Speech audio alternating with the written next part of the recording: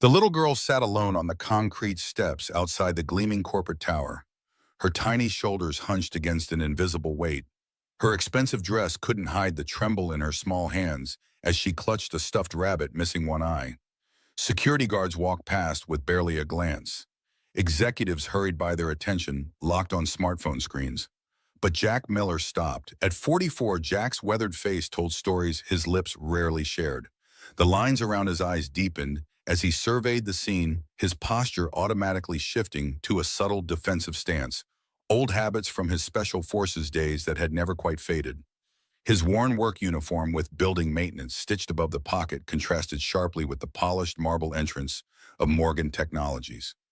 Jack knelt slowly before the child, his movement deliberate, non-threatening.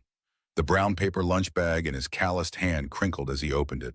"Rough day," he asked, his voice gentle, but carrying the gravelly texture of a man who'd shouted orders through sandstorms.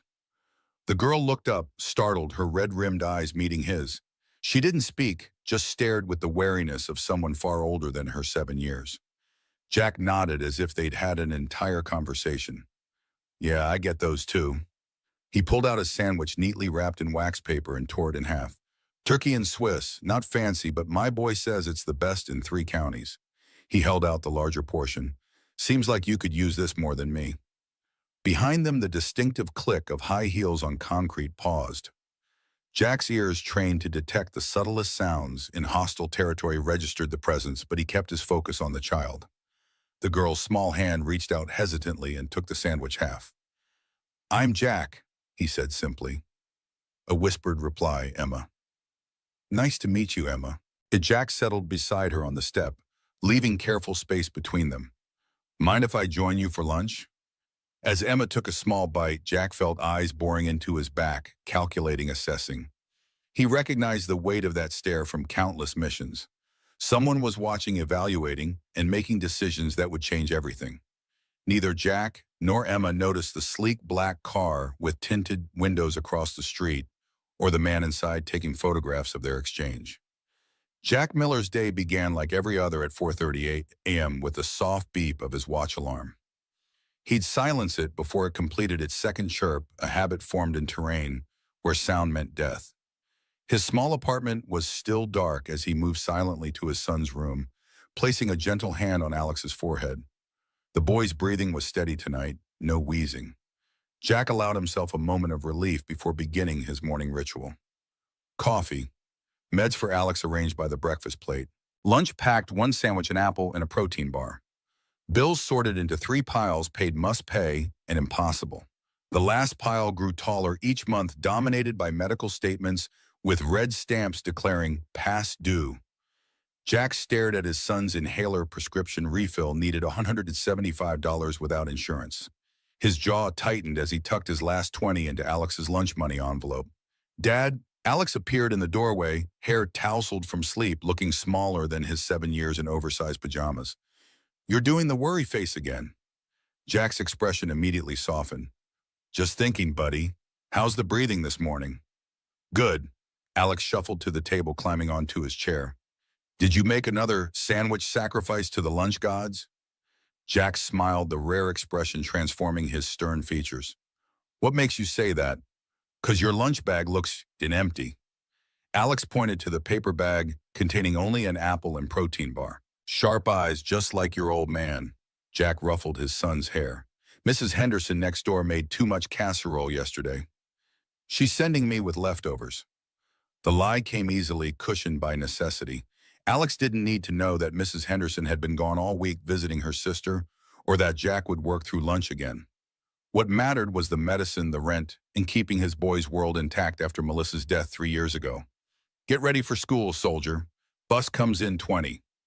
Jack straightened to his full height, giving a playful salute that Alex returned with giggling seriousness. As Alex dressed, Jack allowed himself one moment of weakness, leaning against the kitchen counter. Eyes closed, shoulders momentarily slumped. The photograph on the refrigerator caught his attention, himself in desert camo arm, slung around another soldier. Michael Morgan grinned back at the camera, both men younger, less burdened. Jack touched the image briefly, the familiar ache in his chest flaring. "I'm keeping my promise, Mike," he whispered, "no matter what it takes." The maintenance corridors of Morgan Technologies were a labyrinth of pipes, electrical panels, and service elevators that Jack navigated with practiced efficiency. His tool belt clinked softly against his hip as he moved through the building's skeleton, invisible to the corporate world that pulsed on the other side of the walls. It was a different kind of reconnaissance, less deadly, but requiring the same attention to detail. Jack checked his watch, 10:45 a.m. He'd skipped the employee break room, avoiding the pitying glances when others noticed his empty lunch table spot again. The encounter with the little girl on the steps had delayed his maintenance schedule, but he couldn't bring himself to regret it. Something in her eyes reminded him too much of Alex after the funeral, lost confused, trying to be brave when the world made no sense. His radio crackled. "Miller, we need you on 32. Executive bathroom leak." "Copy that. On my way." Jack adjusted his course, taking the service elevator to the executive floor, a rare venture into the company's gleaming upper realm. The 32nd floor was another world, all glass, chrome, and hushed conversations. Assistants with perfect hair moved between offices carrying tablets instead of tools. Jack kept his eyes forward, ignoring the curious glances at his uniform as he followed the discreet signs to the executive restroom. He was kneeling beside the sink, cabinet wrench in hand, when the bathroom door swung open. "I don't care what the board thinks, James. The security protocols aren't negotiable." The woman's voice was crisp, authoritative, the kind accustomed to being obeyed. Jack remained focused on his work, invisible as always to the executives. "Sarah, be reasonable. The new system is causing delays across all departments. The quarterly numbers will reflect our commitment to protecting our technology." The woman Sarah cut him off sharply. "After the breach last month, we can't afford another vulnerability." Jack's hands stilled momentarily. "Security breach." The company rumor mill had mentioned nothing about this. "The leak has been contained." The man James lowered his voice. "No one outside the executive team knows." "Someone always knows, James. That's why I've authorized additional measures." Their voices moved toward the mirror. Jack caught their reflections without looking up, the woman elegant in a tailored suit, her dark hair pulled into a severe bun, the man older with silver temples and a perpetual frown. "This discussion is over," Sarah said with finality. "I expect your compliance report by end of day." As they turned to leave, Sarah's eyes flickered to Jack for the first time. He kept his focus on the pipes, playing his role perfectly, just another maintenance worker, invisible, unhearing. The bathroom door closed behind them. Jack waited 30 seconds before sitting back on his heels, processing what he'd overheard.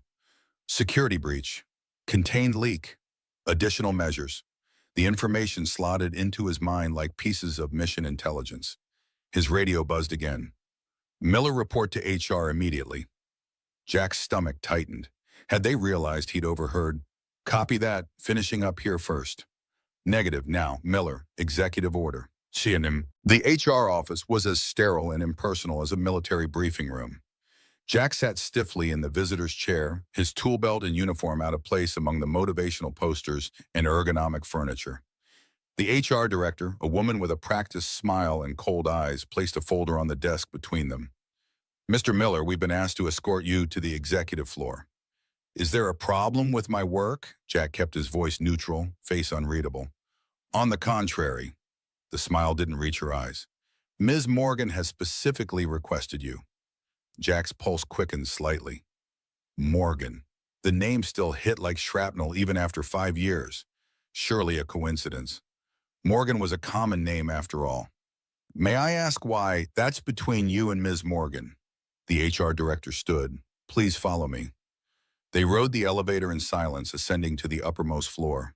Jack cataloged escape routes and security cameras out of habit, noting the increased presence of guards as they approached the CEO suite. The mahogany double doors opened to reveal a corner office with floor-to-ceiling windows overlooking the city. And there she was, the woman from the bathroom, standing with her back to him, staring out at the skyline. The HR director slipped away, closing the door softly behind her. "Jack Miller," the woman said without turning, "former Staff Sergeant, 5th Special Forces Group, expert in tactical operations, communications, and mechanical systems." She turned slowly. "Honorably discharged 5 years ago following the Khorasan province incident." Jack stood at parade rest, his face impassive despite the jolt that ran through him at the mention of Khorasan. "Yes, ma'am." Do you know who I am, Mr. Miller? She approached her desk, moving with the controlled precision of someone who measured every action. You're Miss Morgan, the CEO. Jack maintained eye contact, revealing nothing. She studied him for a long moment. Sarah Morgan, though my legal name is Sarah Morgan Davidson. The room seemed to tilt slightly. Jack's mind raced through implications, possibilities. Could it be, you still don't recognize me? It wasn't a question. She opened a drawer and removed a photograph, placing it on the desk between them. Perhaps this will help. Jack looked down. The same photograph that hung on his refrigerator stared back at him, himself and Michael Morgan, in desert camo, arms around each other's shoulders. His throat tightened. You're Mike's wife, he said quietly. Widow, she corrected, her voice tight. 5 years now, thanks to Horacen. The air in the room grew heavy with unspoken accusations. Jack maintained his composure through decades of discipline, though his heart hammered against his ribs. I wasn't aware Mike had a child, he said finally. Emma was 2 when he died. Sarah's expression hardened. Too young to remember her father. Old enough to feel his absence every day. Jack absorbed this information like a physical blow. I'm sorry for your loss, ma'am. Mike was the best of us. Yes, he was. Sarah moved around her desk, leaning against it. Tell me, Mr. Miller, why did you give half your lunch to my daughter today? The abrupt change of subject caught him off guard. She looked like she needed it more than I did. A simple act of kindness. Sarah's tone was skeptical. Or did you know who she was? Jack's jaw tightened. With all due respect, ma'am, I didn't know who either of you were until this moment. Sarah studied him, searching for deception. Finding none, she straightened. Emma ran away from her caretaker this morning. She's been doing that more frequently lately. She paused. The security team missed her. So did her nanny, but you didn't. I noticed things, Jack said simply. Old habit. Yes, I imagine it is. Sarah pressed a button on her desk. A moment later, the door opened, and Emma entered, clutching her one-eyed rabbit. She stopped short when she saw Jack, her eyes widening. Sandwich man, she whispered. Despite everything, Jack's mouth curved slightly. Hey there, Emma.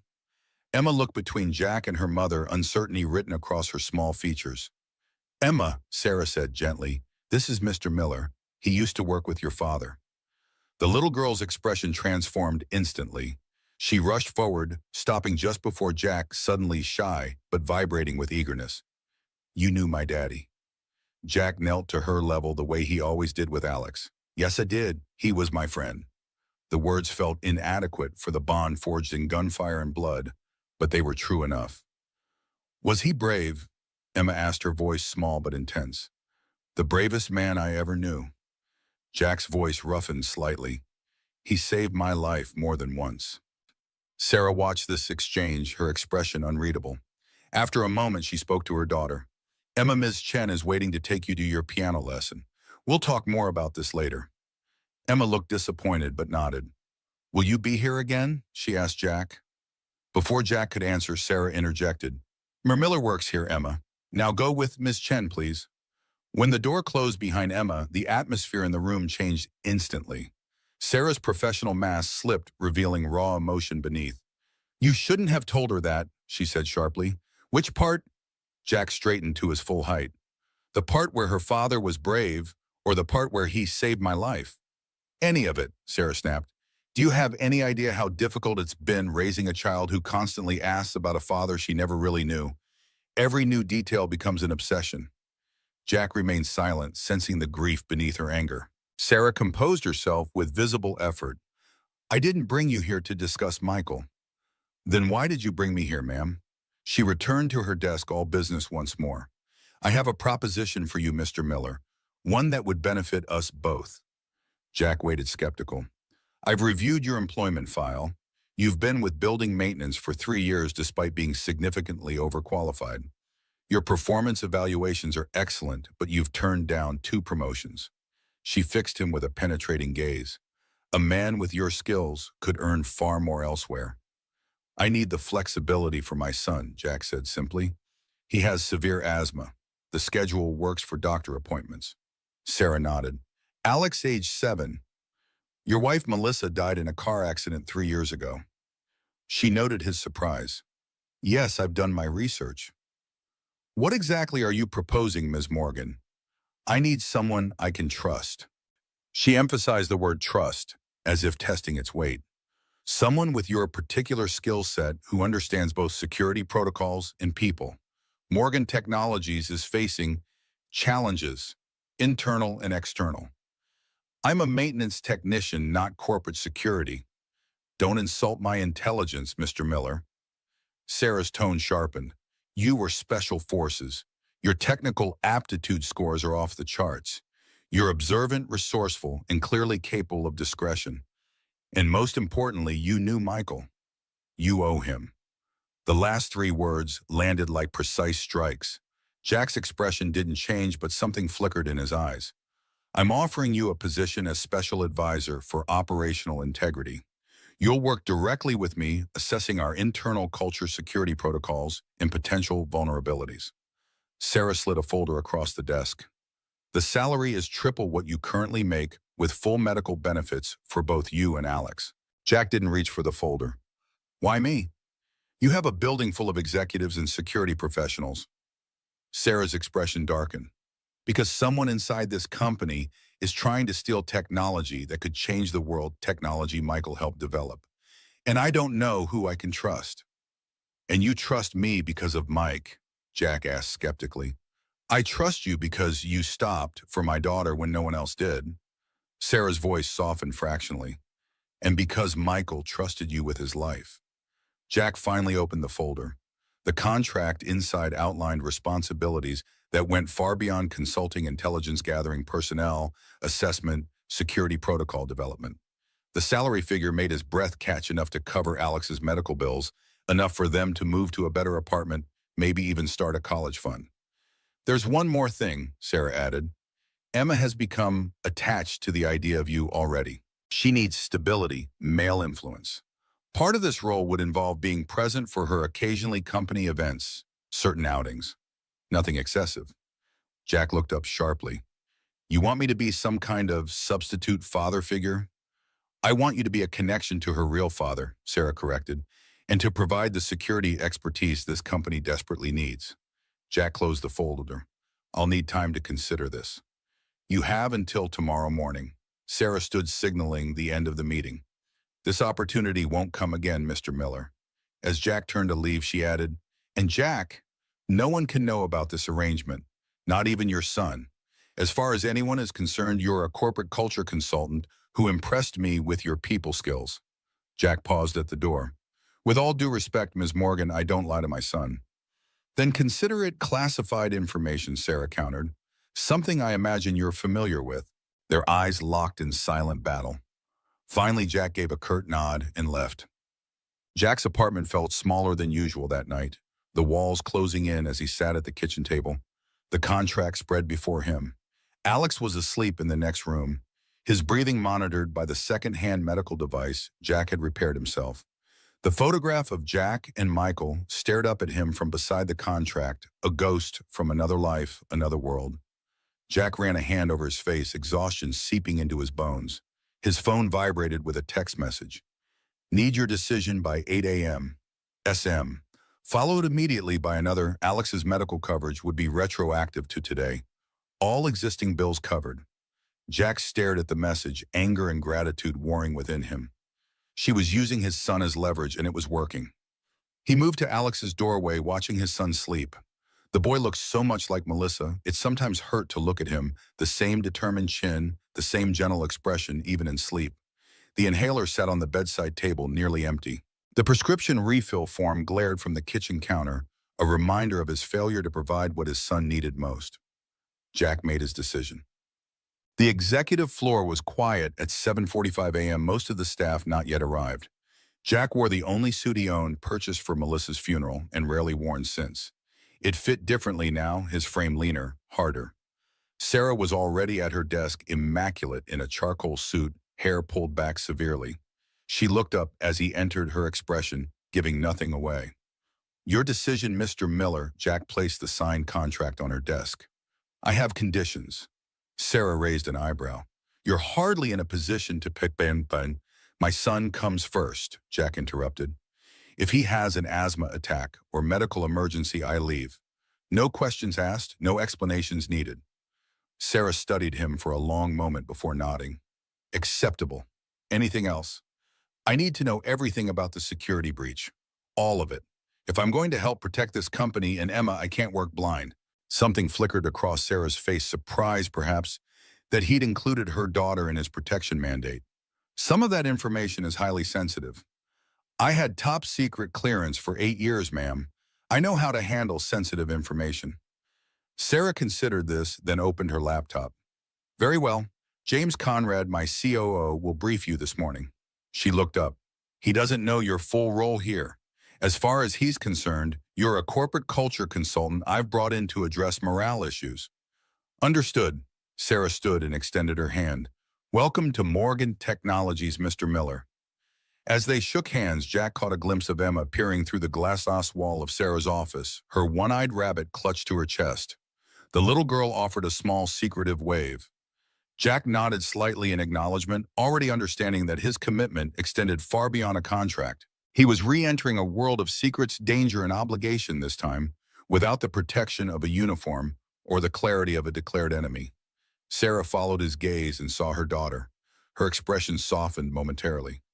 She hasn't stopped talking about you since yesterday, the sandwich man who knew her daddy. Kids fixate on strange things sometimes, Jack said quietly. It wasn't the sandwich, Sarah replied, an unexpected vulnerability in her voice. It was that you saw her when no one else did. Before Jack could respond, the office door opened and a silver-haired man entered. James Conrad, the same executive from the bathroom conversation. His eyes narrowed slightly at the sight of Jack. Sarah, the board is waiting in conference room A. His gaze flicked to Jack's suit, then to their clasped hands. I wasn't aware we had visitors this morning.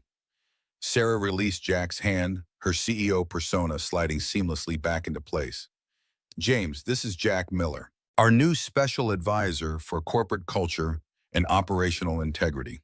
He'll be working directly with me on several initiatives. James didn't bother hiding his surprise. A maintenance worker? Surely there are more qualified.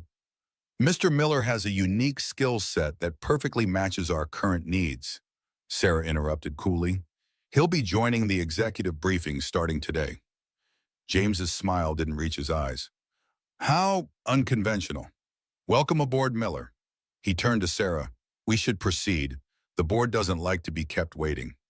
As they left, James placed a proprietary hand on Sarah's lower back. She subtly shifted away from his touch, a movement so slight most would miss it. But Jack caught it along with the flash of irritation in James's eyes. Interesting, Jack thought. Very interesting. Alone in the office, Jack moved to the window surveying the city below.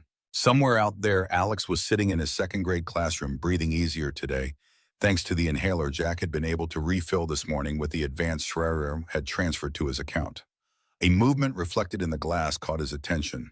Emma had slipped into the office and now stood watching him, her rabbit dangling from one hand. Hello again, Jack said, turning. Are you going to work with my mom now? Emma asked directly. Looks that way. She nodded seriously. Good. She needs help. She's always worried. About what? Jack asked, curious about the child's perception. Emma shrugged. Everything. The bad people trying to steal her work. Uncle James being mean when he thinks no one's looking. She hugged her rabbit tighter. She cries sometimes when she thinks I'm asleep. Jack knelt to her level. Your mom seems pretty tough to me. Daddy used to say that too. Emma studied him with unsettling directness. But everyone needs backup. That's what Daddy called it. People who help when things get scary. Smart man, your dad, Jack said quietly. Will you be Mom's backup? Emma asked, her voice small but intent. The question carried weight beyond the child's understanding. Jack thought of Michael, of promises made in distant desert nights, of obligations that transcended death. I'll do my best, he said finally. Emma nodded as if this settled everything. She held out her rabbit suddenly. This is Captain Hoppy. Daddy gave him to me. He's missing an eye because he was brave in a battle. Jack solemnly shook the rabbit's paw. Pleasure to meet you, Captain. Emma lowered her voice to a conspiratorial whisper. Captain Hoppy says you have sad eyes like Mommy, because you miss someone too. The observation, so simple and devastating, caught Jack off guard. Before he could respond, Sarah's assistant appeared at the door. "Emma, there you are. Your tutor is waiting." She looked apologetically at Jack. "I'm sorry, Mr. Miller. She slips away sometimes." Emma reluctantly allowed herself to be led out, looking back at Jack with a small wave. Jack remained kneeling for a moment longer, steadying himself against the unexpected emotional ambush from a 7-year-old with uncanny perception. Finally, he stood and straightened his tie, preparing to enter the boardroom and begin his strange new role. His phone vibrated with a text from Alex's school, Alex having mild asthma symptoms. Responding to inhaler. No need to pick up yet, but wanted to inform you. Jack texted back, confirmation tension coiling in his chest. He needed this job. Needed the medical coverage, the stability. For Alex's sake, he had to make this work. As he approached the boardroom, he heard raised voices through the partially open door. "Can't just bring in unvetted personnel at this critical juncture," James was saying heatedly. "My company, my decision," Sarah responded coolly. "The board has already approved the position. Without knowing, you filled it with a maintenance worker with military baggage. A decorated veteran with extensive technical and security expertise," Sarah corrected, "and someone who understands loyalty." The implication hung in the air. Jack stepped back. Processing. The dynamics were clear. James resented Jack's presence, possibly feared it. Sarah was using Jack as a shield against something or someone within her own company. He was being played. The question was, by whom and to what end? Jack squared his shoulders and entered the boardroom. All conversation ceased as heads turned toward him.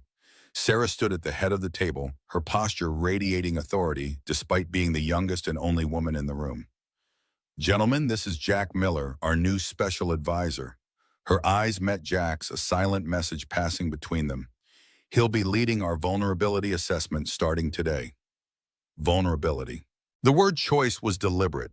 Jack understood instantly that she wasn't just talking about company systems.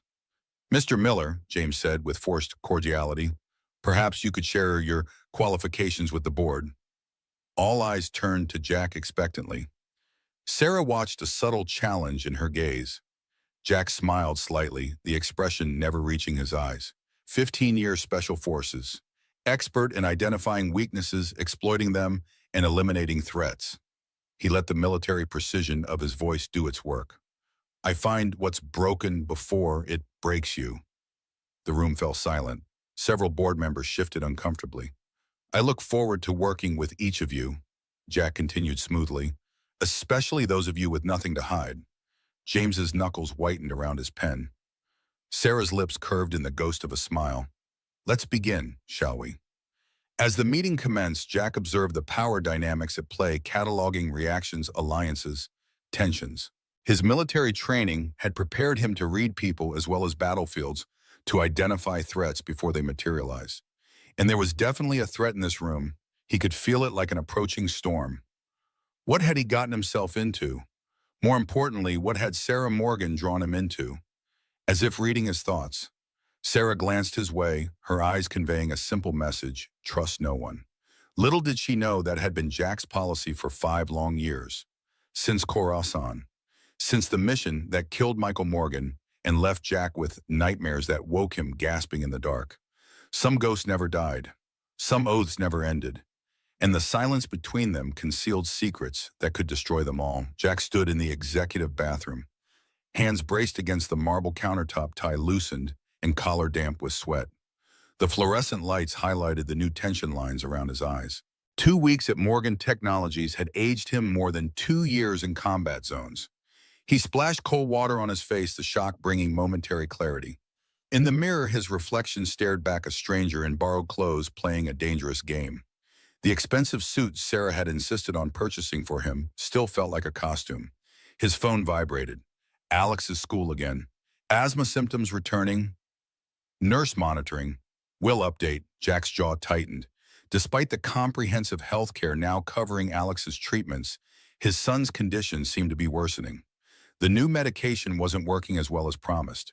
The specialist appointment was still 2 weeks away. The bathroom door swung open.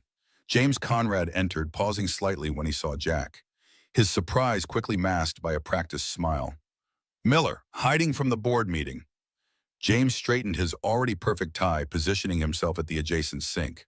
Taking a moment to review my notes, Jack replied evenly. James chuckled, the sound hollow. Notes? Right. His eyes met Jack's in the mirror. You know, I've been doing some note-taking of my own, about you. Jack maintained his neutral expression, though his senses shifted to high alert. Find anything interesting? Fascinating reading, actually. James turned, leaning against the counter with calculated casualness. Your military record, or rather the unredacted portions. Jack dried his hands slowly, methodically. Public record. Not all of it, James's smile thinned. Coruscant, for instance. Quite the clusterfuck from what I gather. The name hung between them like a live grenade. Jack kept his breathing steady, his expression unchanged despite the sudden roaring in his ears. I'm sure you have a point, Conrad. Just curious why Sarah would hire the man who survived the mission that killed her husband. James straightened his cuffs, especially since the details of that mission remain so mysteriously classified. Jack turned to face him directly. You'd have to ask Ms. Morgan about her hiring decisions. Oh, I have. James stepped closer, invading Jack's personal space in a deliberate power move. She's quite evasive on the subject. Makes me wonder what she knows that I don't. Or perhaps, what she doesn't know. Jack held his ground, refusing to yield an inch.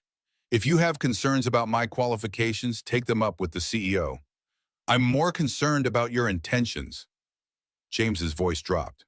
You appear out of nowhere, gain Sarah's trust overnight, secure a position that didn't exist before. Very convenient timing, considering our current situation.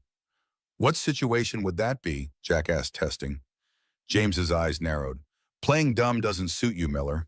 We both know what's at stake here. He straightened, adjusting his tie once more. A word of advice, whatever game you're playing, consider who might get caught in the crossfire. Like that asthmatic son of yours. The threat so casually delivered sent ice through Jack's veins. His hand twitched at his side muscle memory from years of combat seeking a weapon that wasn't there. Threatening a child, Jack said quietly, tells me everything I need to know about you, Conrad. Not a threat, an observation about vulnerability. James moved toward the door. We all have them, even Sarah Morgan. He paused, especially Sarah Morgan. After James left, Jack remained motionless, processing. Conrad knew about Alex's condition, was actively investigating Jack's military past, and had just issued what any reasonable person would interpret as a threat. The game had escalated faster than anticipated. Jack's phone vibrated again. Meeting in my office. Now. SM. Sarah's office was a fortress of glass and silence. She stood at the window, silhouetted against the city skyline, shoulders rigid with tension. When Jack entered, she didn't turn.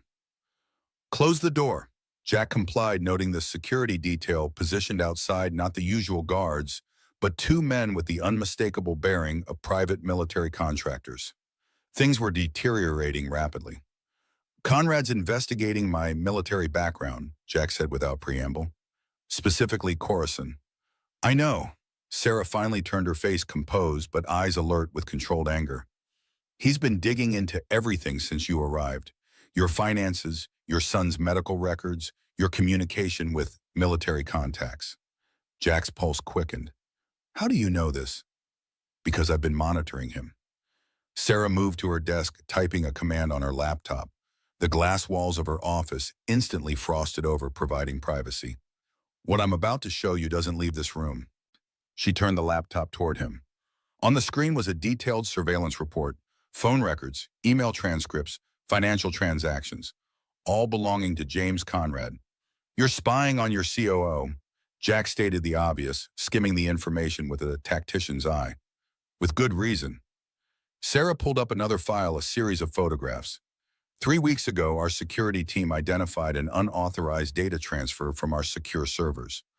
Project Phoenix data was being methodically copied and transmitted to an external location. Jack studied the images. They showed Conrad entering the server room after hours using what appeared to be a modified access card. You have proof it was him. Why not fire him? Have him arrested. Sarah's expression hardened. Because the evidence was mysteriously corrupted before I could act. And because James has too many allies on the board. without concrete proof moving against him would trigger a corporate civil war I might not win. So you brought me in as, what, a ringer, someone to help you gather evidence. I brought you in because you're the only person connected to this company that I know isn't in Conrad's pocket. Sarah's composure slipped momentarily.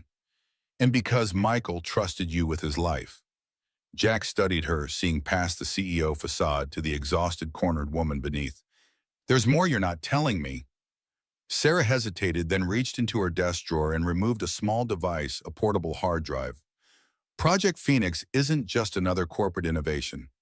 It's Michael's legacy. Her voice softened when speaking of her late husband. A quantum encryption system that could revolutionize data security worldwide.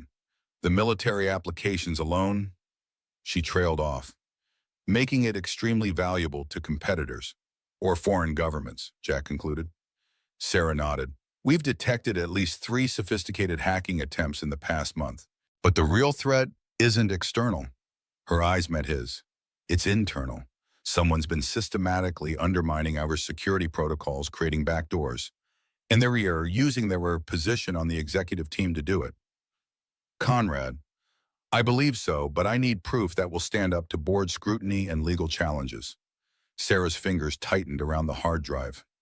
Michael died protecting similar technology in Khorasan.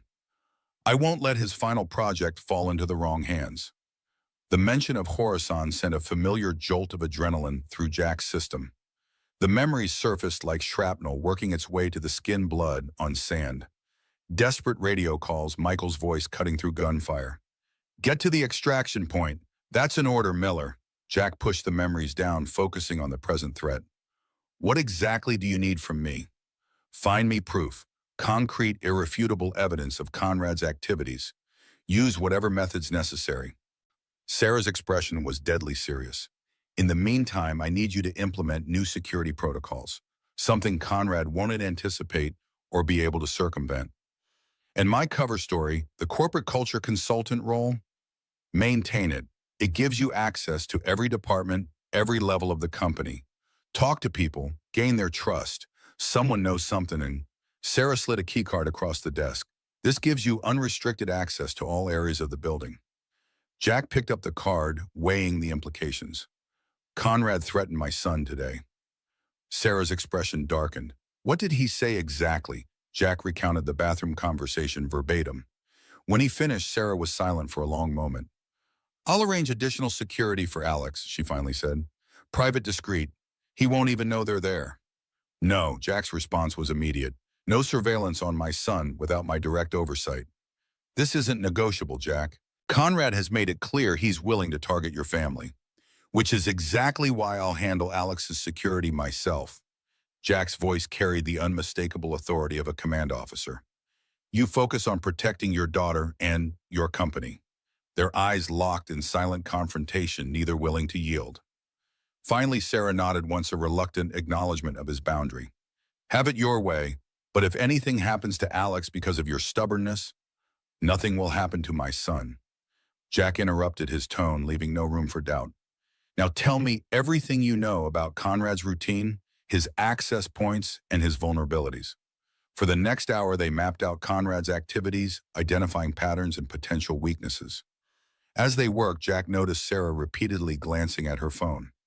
Problem, he finally asked. Emma's school called. She had another episode. Sarah's voice remained professional, but Jack caught the undertone of worry. Panic attack. 3rd one this month. Jack remembered the small, solemn girl with the one-eyed rabbit. Is she getting help? The best child psychologist money can buy. Sarah's lips pressed into a thin line. They say she's struggling with abandonment issues. Apparently it's common in children who've lost a parent. The shared understanding hung between them both. Single parents trying to protect children marked by loss. Alex has nightmares, Jack offered unexpectedly. Calls out for his mother. Doesn't remember it in the morning. Sarah looked up, surprise flickering across her features at this personal disclosure. Emma sleepwalks, ends up in Michael's old office curled up in his chair.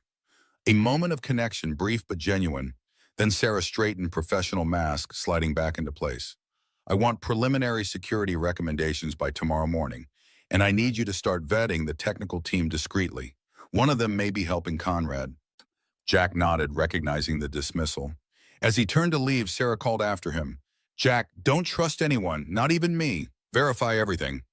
He paused at the door. Is that what Michael would have advised? A flash of something pain perhaps crossed Sarah's face. Michael was trusting to a fault. It's what got him killed. The words hit with precision, reopening old wounds. Jack left without responding, the weight of unspoken history heavy between them. The technical department of Morgan Technologies occupied the entire 15th floor, a sprawling landscape of workstations, test labs, and collaborative spaces. Jack moved through it methodically, building on his cover as the corporate culture consultant while gathering intelligence on the Project Phoenix team. He'd spent the morning conducting employee satisfaction interviews, strategically selecting staff members with access to the project's various components. The picture emerging was troubling. Multiple security protocols had been relaxed in recent months, always with executive authorization, specifically James Conrad's. Now, Jack sat across from Ellie Chen, lead encryption engineer, and according to Sarah's files, in one of Michael Morgan's original team members. Unlike the other staff who had been either nervous or dismissive of Jack's questions, Chen regarded him with open suspicion. "These don't sound like culture questions, Mr. Miller," she said, tapping her stylus against her tablet. "They sound like security audit questions." Jack smiled disarmingly. Company culture includes how safe people feel at work, both physically and digitally. Uh-huh. Chen wasn't buying it. "And your background in building maintenance qualified you for this role. How exactly?" "You'd be surprised what you learn fixing things that others break," Jack replied evenly. "People talk around the maintenance guy. They reveal things." Chen studied him, her sharp intelligence evident. "What are you really doing here, Miller? Because Sarah Morgan doesn't hire people without a specific purpose in mind." Jack decided to take a calculated risk. "What do you know about Project Phoenix's security protocols being altered?" Chen's eyes widened slightly, confirmation that Jack had struck a nerve. She glanced around the open workspace, then lowered her voice. "Not here. Meet me in Lab C at 7 p.m., after most people have left." Jack nodded once, keeping his expression neutral for any watching eyes. "Thank you for your feedback on our company culture initiatives, Miss Chen. Your insights are valuable." As he stood to leave, Chen added in a normal volume, "You might want to check with the UX team on the 12th floor. I hear they have some strong opinions about the cafeteria situation." A cover suggestion. Smart woman. Jack spent the next several hours methodically working his way through the technical department, mapping relationships, identifying potential vulnerabilities, both technical and human. He kept his questions innocuous, his manner unassuming, but his mind cataloged every reaction, every hesitation, every glance toward Conrad's office. At 6:45 p.m., his phone vibrated with a text from Sarah. "Conrad called emergency executive meeting for tomorrow morning. Claims to have significant security concerns to address." Jack frowned. Conrad was accelerating his timeline, which meant Jack needed to do the same. "Understood. Meeting Chen now. We'll update after." He made his way to Lab C, a secure testing facility tucked away in the northeast corner of the floor. His new access card granted him entry to the otherwise restricted area. Inside the lab hummed with the sound of advanced computing equipment. Monitors displayed lines of code and simulation models that Jack recognized as encryption algorithms. Chen was already there, her back to the door, fingers flying across a specialized keyboard. "You're 3 minutes early," she said without turning around. "Military habit." "Something like that." Jack remained near the door, positioning himself to observe both Chen and the lab entrance. "You wanted to talk privately." Chen finished her typing sequence, then spun her chair to face him. "First, I need to know who you really are and why Sarah brought you in now of all times." "I'm exactly who she says I am. A consultant helping identify company vulnerabilities." "Bullshit." Chen's bluntness was refreshing after weeks of corporate doublespeak. "You carry yourself like military.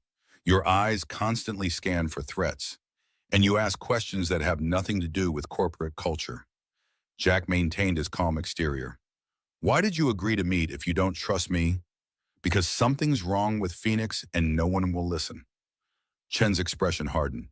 Security protocols I personally designed have been altered, access restrictions removed, and every time I flag it, Conrad overrides my concerns, citing operational efficiency. Now they were getting somewhere. When did this start? 3 months ago, right after the last board evaluation of the project. Chen stood and moved to a secondary workstation. Look at this. She pulled up a series of security logs highlighting specific entries. These are authorized changes to the biometric verification system, all approved by Conrad using his executive override. Jack studied the logs, noting the systematic pattern of security degradation. Have you brought this to Sarah? Tried twice. Both times my evidence mysteriously disappeared from the secure server before I could present it. Chen's frustration was evident. And now Conrad has restricted my access to certain parts of the project, parts I designed. Why would Sarah allow that? Because Sarah doesn't know.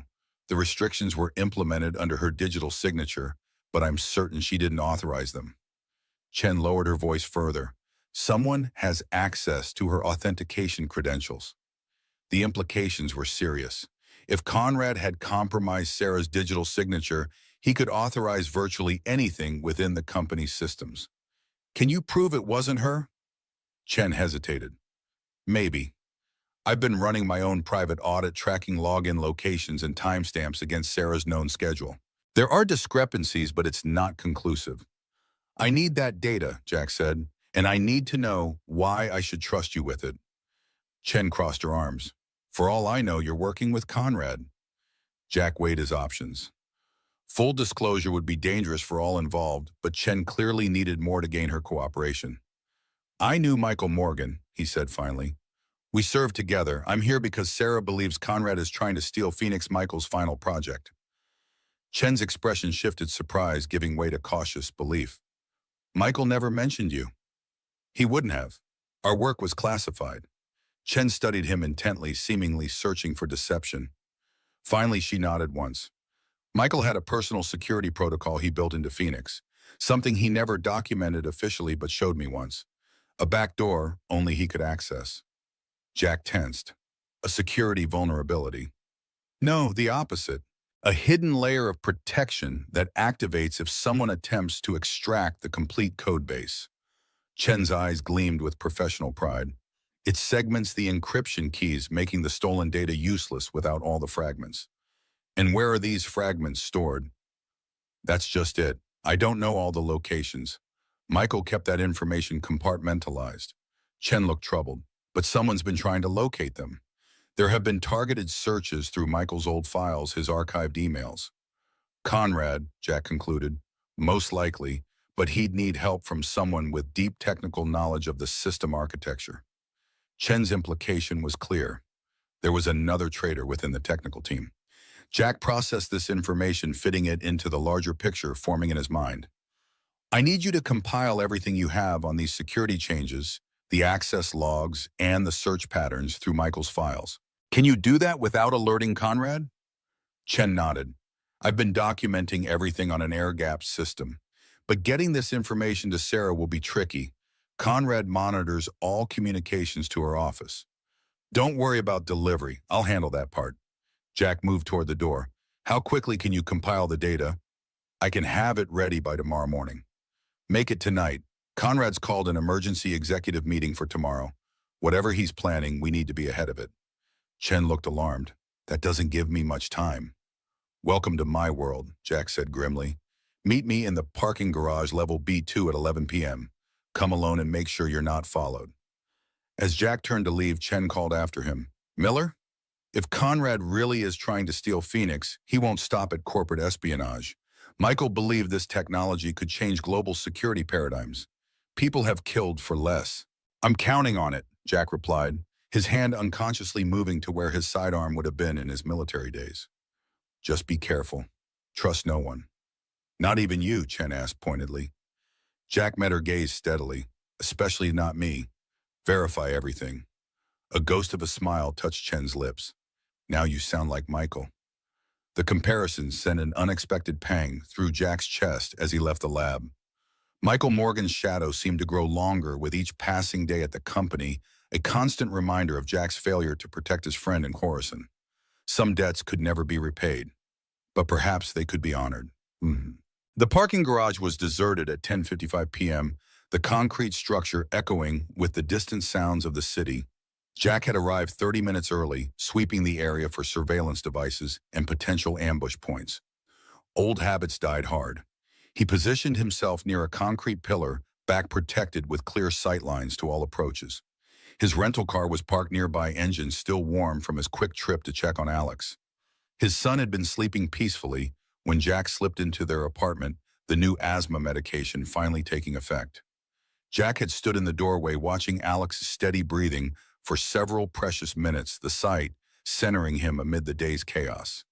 Before leaving, he double-checked the new security measures he'd installed, discreetly upgraded locks, window sensors, and a panic button, disguised as a nightlight beside Alex's bed. Now as he waited for Chen, Jack reviewed his mental map of the situation. Conrad was moving quickly, likely aware that Jack was closing in. The emergency board meeting suggested he was preparing to make his move, either securing the remaining fragments of Phoenix or orchestrating Sarah's removal as CEO. The sound of approaching footsteps pulled Jack from his thoughts.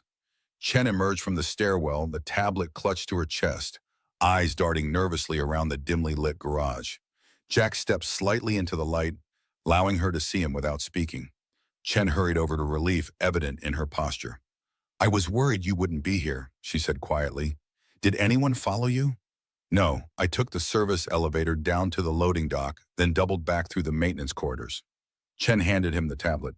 "Everything's here: security logs, access, changes, timestamp, discrepancies, plus my analysis of the search patterns through Michael's archive files." Jack took the device quickly, verifying its contents. "This is exactly what we need. Good work." "There's something else." Chen glanced around again before continuing. "I found a hidden subroutine in the Phoenix architecture. Something even I wasn't aware of until I started digging deeper." Jack looked up sharply. "What kind of subroutine?" "It's like a digital dead man switch. If certain parameters are met, I can't fully determine, the entire system initiates a shutdown sequence and sends alerts to multiple external servers." Chen's expression was troubled. "The code signature matches Michael's personal style, but it's not documented anywhere in the official architecture." "A failsafe," Jack murmured. "Something he built in case the technology fell into the wrong hands." Chen nodded. "And there's more. The subroutine contains encrypted coordinates, physical locations. 5 of them. The fragment locations," Jack concluded. "He built a map into the system itself." "Exactly. But accessing those coordinates requires an encryption key I don't have." Chen looked frustrated. "Without it, they're just meaningless strings of numbers." Jack's mind raced with implications. If Michael had built a failsafe into Phoenix complete with a hidden map to the encryption fragments, he must have anticipated the technology being compromised, which meant he'd also have ensured someone could access that failsafe if needed. "Thank you, Ellie. This may be exactly what we need." Jack secured the tablet inside his jacket. "Go home now, different route than you came, and don't come in tomorrow morning." Chen frowned. "But the board meeting?" "Take a sick day, trust me on this." Jack's tone left no room for argument. "And delete any copies of this data from your personal devices." "Already done. That tablet contains the only copy." Chen hesitated. "Be careful, Miller. Conrad has more resources than you might expect for a COO." Jack nodded grimly. "I'm counting on it." After Chen departed, Jack remained in the garage for several more minutes processing the new information. The tablet contained enough evidence to at least raise serious questions about Conrad's activities, but Jack suspected it wouldn't be enough to remove him entirely. Conrad had clearly been preparing for this confrontation, building allies on the board and creating plausible deniability for his actions. What they needed was irrefutable proof of his intent to steal and sell Phoenix technology. And for that, Jack needed to get inside Conrad's private files. He was about to leave when his phone vibrated with a text from an unknown number. "Behind you." Jack's combat instincts kicked in instantly. He dropped and rolled toward the nearest vehicle, drawing the tactical folding knife he kept in his ankle holster, the only weapon he allowed himself to carry in civilian life. The garage remained silent, no movement visible in any direction. Jack stayed low, scanning methodically, controlling his breathing, as he'd been trained to do in ambush situations. His phone vibrated again. "NW corner. Black sedan. Get in." Jack spotted the vehicle, a nondescript black Audi with tinted windows parked in the shadows. The driver's identity was obscured, but something about the silhouette seemed familiar. Against every instinct, Jack approached cautiously, keeping the parked cars between himself and the sedan for cover. When he was within 20 feet, the driver's window lowered slightly. "You've gotten sloppy, Miller. I counted 3 ways I could have taken you down before you even knew I was here." The voice froze Jack in his tracks, gruff, authoritative, with the distinctive cadence of military command. "Colonel Hayes," Jack moved closer, disbelief evident in his voice. The window lowered further, revealing the stern features of Colonel Richard Hayes, Jack's former commanding officer in the Special Forces. The man who had led the Khorasan mission 5 years ago. "Get in before someone sees us together. We need to talk." Jack hesitated, his mind racing. Hayes had retired from active service shortly after Khorasan amid whispers of classified operations gone wrong. His appearance now at this precise moment couldn't be coincidence. "How did you find me?" "I never lost you, son." Hayes's expression remained impassive. "Now get in the damn car. Time's short and you're in deeper shit than you realize." Jack's instincts warred with his curiosity. Hayes had been Michael's commanding officer too, had recruited them both for the ill-fated Khorasan operation. If anyone knew the full story of what had happened there, it was Hayes. Decision made, Jack circled to the passenger side and got in, keeping his knife accessible. "Smart," Hayes commented, noticing Jack's hand position. "Never fully trust anyone, not even old COs." The interior of the car was immaculate, smelling faintly of leather and gun oil. Hayes looked older than Jack remembered, more gray in his close-cropped hair, deeper lines around his eyes. But the air of command remained unchanged. "What are you doing here, Colonel?" Jack asked directly. "Same thing as you, protecting Michael Morgan's legacy." Hayes kept his eyes forwarded, scanning the garage entrances, and trying to keep you alive long enough to finish what we started in Khorasan. The mention of the mission sent the familiar jolt of adrenaline through Jack's system. Khorasan was a disaster, a failed operation that got good men killed. "Is that what you think happened?" Hayes's voice remained neutral, but his knuckles whitened slightly on the steering wheel. "That we failed. Michael died, 3 team members died. The target escaped with the prototype. By any military definition, that's a failure." Hayes was silent for a long moment. "What if I told you Khorasan wasn't about the target or the prototype at all? That the real mission objective was accomplished precisely as planned?" Jack stared at his former commander, processing the implications.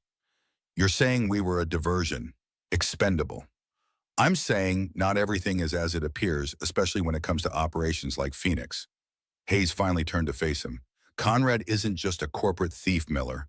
He's connected to the same people who were waiting for us in Khorasan, people who've been after this technology for years." "How do you know about Conrad, about Phoenix?" Jack demanded, suspicion mounting. "Because I've been watching Morgan Technologies since Michael's death, waiting for them to make their move." Hayes pulled out a secure phone displaying a series of surveillance photos, James Conrad meeting with several men in various locations. These 2 are former intelligence operatives now working private sector. This one is a known broker for technological black markets, all connected to a group that would very much like to own the global encryption standards for the next decade. Jack studied the images, recognizing the implications. "Does Sarah know about this?" "Sarah Morgan knows her company is under threat. She doesn't know the full scope." Hayes put the phone away. "Just like she doesn't know the full truth about her husband's death." The statement hung between them like a physical presence. Jack felt his throat tighten. "What truth?" Hayes's expression grew grave. "Michael didn't die because the mission failed Jack. He died because it succeeded. He found something in that compound, something beyond the prototype we were sent to secure, something worth dying to protect." "The Phoenix fragments," Jack murmured, pieces clicking into place. Hayes looked surprised for the first time. "You know about the fragments?" "Just found out tonight. Michael built a failsafe into the system, a way to distribute and secure the encryption keys if the main technology was compromised." Hayes nodded slowly. "Michael was always thinking 3 steps ahead. He knew the risks when he volunteered for Khorasan, knew he might not make it back." "Then why send him at all?" Jack demanded, old anger resurging. "Why not extract the prototype another way?" Because Michael was the only one who could verify what we were really after. Hayes's voice dropped. The prototype was bait, Jack. We knew it had been compromised. What we needed was confirmation of who was waiting on the other end of that transaction. Jack processed this revelation, memories of that night reconstructing themselves with new context. The unexpected resistance they'd encountered. The way Michael had insisted on securing the prototype himself, sending Jack to escort the wounded team members to extraction. You sacrificed him. The accusation fell between them heavy with 5 years of guilt and regret. He sacrificed himself, Hayes corrected firmly. Michael knew exactly what he was walking into. He made his choice to protect the future of the technology he believed in and to identify the network trying to steal it. Does Sarah know any of this? Hayes shook his head. The operation was classified at the highest levels. As far as she knows, Michael died securing a military prototype. Nothing more. Jack leaned back against the seat, the weight of these revelations pressing on him. Why tell me this now? Because history is about to repeat itself. Hayes reached into his jacket and removed a small flash drive. Conrad has been systematically hunting for the Phoenix fragments. He's found 3 already. The last 2 are still secure, but not for long. How do you know this? Because I've been tracking their recovery operations. Hayes handed Jack the drive. This contains surveillance on Conrad's team, financial transfers to known operatives, and communication intercepts. Enough to prove he's working for the same network we encountered in Coruscant. Jack took the drive, turning it over in his hand. Why not take this directly to Sarah? Because I don't know who else in her company is compromised, and the infiltration goes deeper than Conrad. Hayes checked his watch. Tomorrow's board meeting isn't just about Phoenix. It's about removing Sarah from power. Conrad has gathered enough support to force a vote of no confidence. Jack felt a chill of recognition. The classic corporate coup: eliminate the leadership, create chaos, extract valuable assets during the confusion. I need to warn her. You need to secure the remaining fragments first, Hayes countered. If Sarah is removed tomorrow, Conrad will have full access to the company's systems within hours. The fragments are the priority. Where are they? Hayes's expression turned grim. One is with me, the final fragment. He hesitated. Michael entrusted it to you, Jack. You just don't know it yet. Jack stared at his former commander. That's impossible. I would know if... Would you? Hayes interrupted. Think Miller. What did Michael give you before the mission? Something personal, something you'd never part with. Jack's mind raced through his last interactions with Michael before Coruscant. The planning sessions, equipment checks, final briefing, and then a moment in the barracks, just the 2 of them. Hold on to this for me, would you, Lucky Charm? Give it back when we return.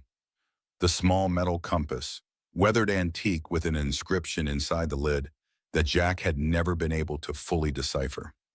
He'd kept it all these years, carrying it in his pocket as a reminder of his fallen friend, of his failure to bring Michael home. The compass, Jack whispered, realization dawning. Hayes nodded. Inside the casing, microdot technology, the final encryption key hidden in plain sight. Jack reached into his pocket, fingers closing around the familiar shape of the compass he carried daily. A talisman of guilt that had unknowingly been a vital piece of Michael's legacy all along. Conrad doesn't know about this. Not yet, but he's getting closer. The people he works for are patient, methodical. They've spent 5 years piecing together what happened in Coruscant, tracking the fragmented technology. Hayes started the car. You need to get that compass and my fragment to Sarah before the board meeting tomorrow. It's her only chance of maintaining control. And then what? Then you finish what Michael started. Hayes put the car in drive. You protect Phoenix from falling into the wrong hands at all costs. The implication was clear, just as Michael had done in Coruscant. I'll drop you at your vehicle. Go directly to Sarah. Share nothing over electronic channels. Trust no one inside that building except her. Hayes paused. And Jack, watch out for the girl. Jack frowned. Emma Yvie, because Conrad knows her importance to Sarah and to the system. What do you mean? Hayes's expression darkened. Michael built redundancies into everything he created, including access protocols. If something happens to Sarah, Emma becomes the secondary access point. Jack concluded, horror dawning. He'd use a child. These people have no limits when billions in technology and global influence are at stake. Hayes pulled up beside Jack's rental car. Go now and remember, trust no one. Verify everything. Jack exited the vehicle, mind racing with implications. As Hayes's car disappeared up the exit ramp, Jack pulled out his phone to call Sarah. No signal. He tried again. Nothing. A flash of movement in his peripheral vision was his only warning. Jack ducked instinctively as something whistled past his ear, striking the concrete pillar behind him with a metallic ping. Sniper. Jack dropped and rolled beneath a nearby SUV, adrenaline flooding his system. His combat training took over mind cataloging assets, threats, and escape routes in milliseconds. Two more shots pinged off the concrete nearby, suppressed high-velocity rounds. Professional.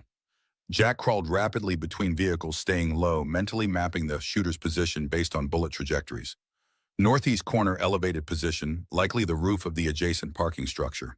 His phone vibrated in his pocket, signal returned. Jack pulled it out with one hand while continuing to move toward his vehicle, keeping cars between himself and the shooter's position. A text from Sarah: don't come to the office. Conrad knows. Emma and I are secure. Meet at the fallback location. The fallback location, a protocol they'd established during their first week working together. A small cabin outside the city owned through a shell company, off the grid and secure. Another shot closer this time. The shooter was adjusting, tracking his movement. Jack needed to break the line of sight. He spotted a fire alarm on a nearby pillar. Without hesitation, Jack surged forward in a combat roll, came up beside the pillar, and smashed the alarm glass with his elbow. Sirens blared throughout the garage. Sprinklers activated, filling the space with artificial rain and obscuring visibility. Jack used the chaos to sprint to his vehicle, keeping low and using parked cars as cover. Three more shots followed him, one grazing his suit jacket as he dove into the driver's seat. Jack gunned the engine tires, squealing on the wet concrete as he accelerated toward the exit ramp. In the rearview mirror, he caught a glimpse of dark figures emerging from a stairwell, at least 3 men in tactical gear, weapons drawn. Not just a sniper team, a full hit squad. Conrad had escalated beyond corporate espionage to outright elimination. Jack swerved to avoid another shot, then accelerated up the ramp and onto the street. His military training took over, executing evasive driving maneuvers through the late-night traffic, constantly checking for pursuit. After 15 minutes of countermeasures and route changes, Jack was reasonably confident he'd lost any immediate tail. He pulled into an all-night diner parking lot, positioning his vehicle for quick exit while maintaining visibility of all approaches. Jack checked himself for injuries, nothing serious, just a graze on his arm where a bullet had torn his jacket. More concerning was the situation itself. Conrad had deployed a professional hit team with military-grade equipment and training. This was no longer just corporate theft. It was an organized operation with significant resources. He needed to reach Sarah and Emma, ensure their safety, then secure the Phoenix fragments before Conrad could acquire them. But first he needed to check on Alex. Jack dialed Mrs. Abernathy, his elderly neighbor, who watched Alex when Jack worked late. She answered on the second ring, her voice groggy with sleep. Jack, is everything all right? Yes, Mrs. Abernathy, sorry to call so late. Just checking on Alex. How's his breathing? Steady as can be. Checked on him not 20 minutes ago. That new medicine seems to be working wonders. Relief flooded through Jack. Thank you. I'm running late. Might not make it home tonight. Would you mind? Say no more, dear. I'll keep an eye on him till morning. You know I don't sleep much anyway. Jack thanked her again before hanging up. At least Alex was safe for now. The security upgrades Jack had installed should deter any casual attempt to reach his son, and Conrad's team would be focused on Jack himself at the moment. Next, Jack texted Sarah, headed to fallback. ETA 90 minutes. Confirmed status. Her reply came seconds later. Confirmed secure. Bring the compass. Jack froze, staring at the message. He had never mentioned the compass to Sarah. Never discussed it with anyone except Hayes just minutes ago. The implications hit like a physical blow. Either Hayes had contacted Sarah directly after their meeting, unlikely given his warnings about electronic communications, or Sarah's phone was compromised. Or Hayes himself wasn't who he claimed to be. Jack's mind raced through possibilities, each more troubling than the last. If Hayes was compromised, then everything he'd revealed about Coruscant, about the fragments, about Michael's true mission could be manipulation. But the hit team had been very real. The evidence of Conrad's corruption seemed legitimate. And most tellingly, someone knew about the compass, Michael's compass, that Jack had carried for 5 years. One thing was certain, Jack couldn't risk the fallback location until he knew who to trust. He needed independent verification, and there was only one person who might have the answers he sought. Jack started the car and headed toward the suburbs, toward the address he'd memorized from Sarah's files, Ellie Chen's home. If anyone could verify the technical details of Hayes' claims about Phoenix, it would be the woman who had helped Michael build it. As he drove, Jack's hand closed around the compass in his pocket, the metal warm from proximity to his body. For 5 years, he'd carried it as a reminder of his greatest failure. Now it might be the key to fulfilling his final promise to Michael Morgan. If anything happens to me, Jack, take care of them, Sarah, Emma. They're everything. Words spoken the night before Coruscant. Words Jack had interpreted as the standard request of a soldier facing danger. Only now did he understand their true weight. The hit team Hayes revelations, Conrad's coup, the Phoenix fragments, all pieces of a puzzle 5 years in the making. And at the center of it all, a little girl with a one-eyed rabbit carrying a legacy she didn't even understand. Jack checked his rearview mirror, scanning for pursuit as he accelerated toward the suburbs. The game had changed, the stakes had escalated, and time was running out. In his pocket, Michael's compass seemed to pulse with urgency, a silent witness to promises made and kept to oaths sworn in blood and honor. The road ahead disappeared into darkness, but Jack drove forward without hesitation. Some debts could only be paid in full. The suburban street was silent as Jack pulled up half a block from Ellie Chen's modest two-story home. 2:17 a.m. glowed from the dashboard clock, the hour when the human body reached its lowest ebb. Jack ignored his own fatigue, the burning graze on his arm, the weight of Michael's compass in his pocket. Focus narrowed to the mission parameters: verify information, assess threats, protect assets. Something felt wrong. The street was too quiet, the houses too dark. Jack killed the engine and coasted to a stop, preserving night vision as he scanned for surveillance or tactical positions. Nothing obvious, but instinct screamed caution. He approached on foot, using the shadows between streetlights, moving from cover to cover with the economy of motion that had kept him alive through 3 combat tours. Chen's house appeared normal, modest landscaping, porch light on, no vehicles in the driveway. But the front door stood slightly ajar, a thin slice of darkness visible between door and frame. Jack drew his folding knife, the only weapon he had. Heart rate elevated, but controlled, breathing shallow and silent. He circled to the rear of the house, noting a kitchen window with the screen removed. Entry point. The back door yielded to gentle pressure hinges, mercifully silent. Jack slipped inside, pausing to orient. Kitchen, dark. The faint smell of coffee and something else metallic, familiar from countless battlefields. Blood. He moved through the house room by room, clearing each with methodical precision. Living room empty, study undisturbed. At the foot of the stairs, the first sign of struggle, a toppled side table, a framed photograph face down on the carpet. Jack ascended slowly, testing each step before committing his weight knife ready. At the top landing, a streak of darkness against the pale carpet. Blood trail leading to the master bedroom. The door was closed. Jack positioned himself to the side, turned the handle slowly, and pushed the door open with the toe of his shoe. "Took you long enough," came a strained voice from within. Jack pivoted into the doorway, knife raised, to find Ellie Chen propped against her bed, a makeshift compression bandage on her shoulder, pistol gripped in her right hand. The weapon was pointed steadily at Jack's chest. "Prove you're not with them," she demanded, voice tight with pain. Jack slowly lowered his knife. "If I were you'd already be dead." Chen's laugh was brittle, not very reassuring. The gun remained trained on him. "Tell me something only the real Jack Miller would know. You have a subroutine in Phoenix, something Michael built. A dead man's switch that contains encrypted coordinates to the fragments." Jack kept his voice level. "You told me tonight in the garage."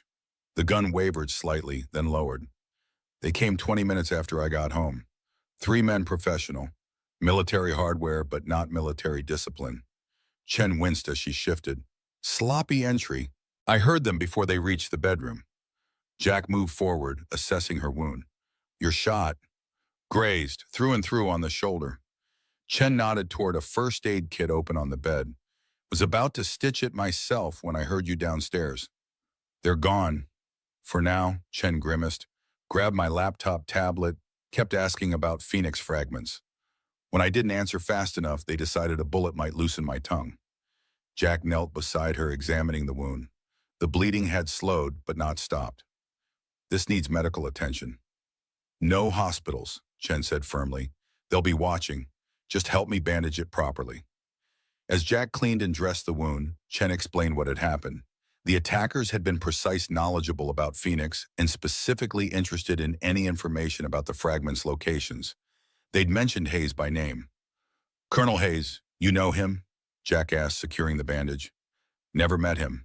But Michael mentioned him, his former CO. Chen studied Jack's expression. They asked if Hayes had contacted me, seemed very interested in his whereabouts. Jack's mind raced, processing this new information. If Conrad's team was hunting Hayes, it suggested the colonel wasn't working with them, but it didn't guarantee his trustworthiness either. We need to move, Jack said, helping Chen to her feet. They might return or have surveillance watching the house. Where to? If Conrad has compromised Sarah's security, nowhere at Morgan Technologies is safe. Jack considered their options. The fallback location was potentially compromised. His apartment would put Alex at risk. Any hotel would require ID that could be traced. I know a place, he said finally. But first tell me everything you know about the Phoenix fragments and the dead man's switch. Chen leaned against the wall, gathering strength. Michael designed Phoenix with multiple fail-safes. The core technology is useless without 5 specific encryption keys, each hidden separately. The dead man's switch activates if unauthorized extraction is attempted, erasing the central architecture and alerting the key holders. How does the switch know the difference between authorized and unauthorized access? Biometric verification, DNA-based. Chen met his eyes. Michael's DNA, and after him Sarah's and Emma's. The pieces connected in Jack's mind. That's why Hayes said Emma was in danger. If Conrad can't get Sarah's biometric access, he'd use Emma's. Chen's expression hardened. Michael never anticipated someone would threaten his daughter. He built the backup access for her protection, not as a vulnerability. Do you know where any of the fragments are located? Chen shook her head. Michael kept that compartmentalized, said it was safer if no one person knew all 5 locations. She studied Jack intently. But you know something. I can see it in your face. Jack hesitated, then removed the compass from his pocket. Hayes believes this contains one of the fragments. Michael gave it to me before Horasan. Chen's eyes widened. She reached for the compass, with her good hand examining it carefully. The casing, it could conceal a microdot or chip. She looked up at Jack. And Hayes has another fragment. So he claims. Jack took back the compass. But until I can verify his story independently, I'm not trusting anyone with this. Smart, Chen approved. Trust no one. Verify everything.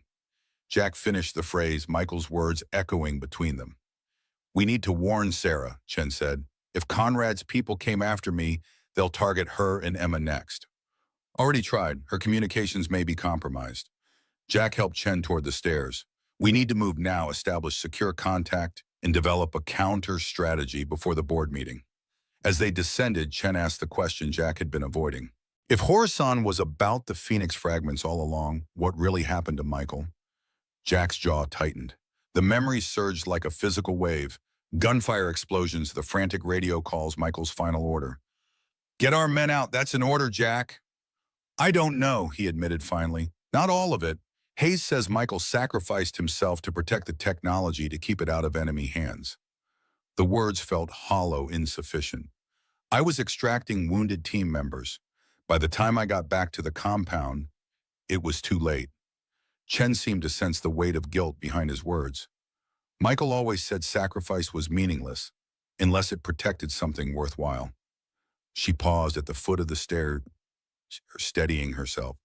He believed Phoenix could change the world, create unbreakable security for people who needed protection from surveillance, oppression, corporate overreach. Worth dying for, Jack asked softly. He thought so. Chen's voice was equally quiet. The question is, what would he want us to do now? The answer came to Jack with absolute clarity. Protect his family. Secure his legacy. Stop Conrad. Outside, the eastern sky was beginning to lighten the false dawn that preceded true morning. Time was running short. In a few hours, the Morgan Technologies board would convene, and Conrad would make his move against Sarah. Jack helped Chen into his car, vigilant for surveillance.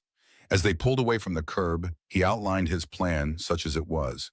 They needed a secure location, communications equipment, and medical supplies.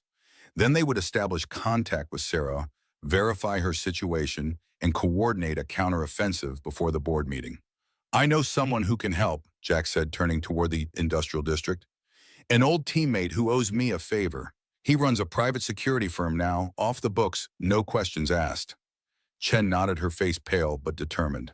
And if Sarah's been compromised, if Conrad already has her and Emma, Jack's hands tightened on the steering wheel, then we implement the dead man's switch. Burn Phoenix to the ground before Conrad can weaponize it. Michael would approve, Chen said softly. He always said the technology was less important than the people it was meant to protect. As they drove through the awakening city, Jack's mind returned to his last conversation with Michael before Horizon. They'd been checking equipment the rest of the team already loaded in the transport. If anything happens to me, Jack, take care of them. Sarah, Emma, they're everything. Nothing's going to happen to you, Mike. We go in, we get the prototype, we get out. Standard op. Michael had looked at him, then a strange intensity in his eyes. Just promise me, brother. No matter what goes down, you protect my family. You know I will. But save the deathbed drama for when we're actually dying, okay? Michael had laughed, clapping him on the shoulder. Fair enough. Just remember, trust no one. Verify everything. 5 years later, those words guided Jack through the most dangerous mission of his life. Not for country this time, but for a promise made to a friend. For a debt that could never truly be repaid. The compass in his pocket seemed to grow heavier with each passing mile.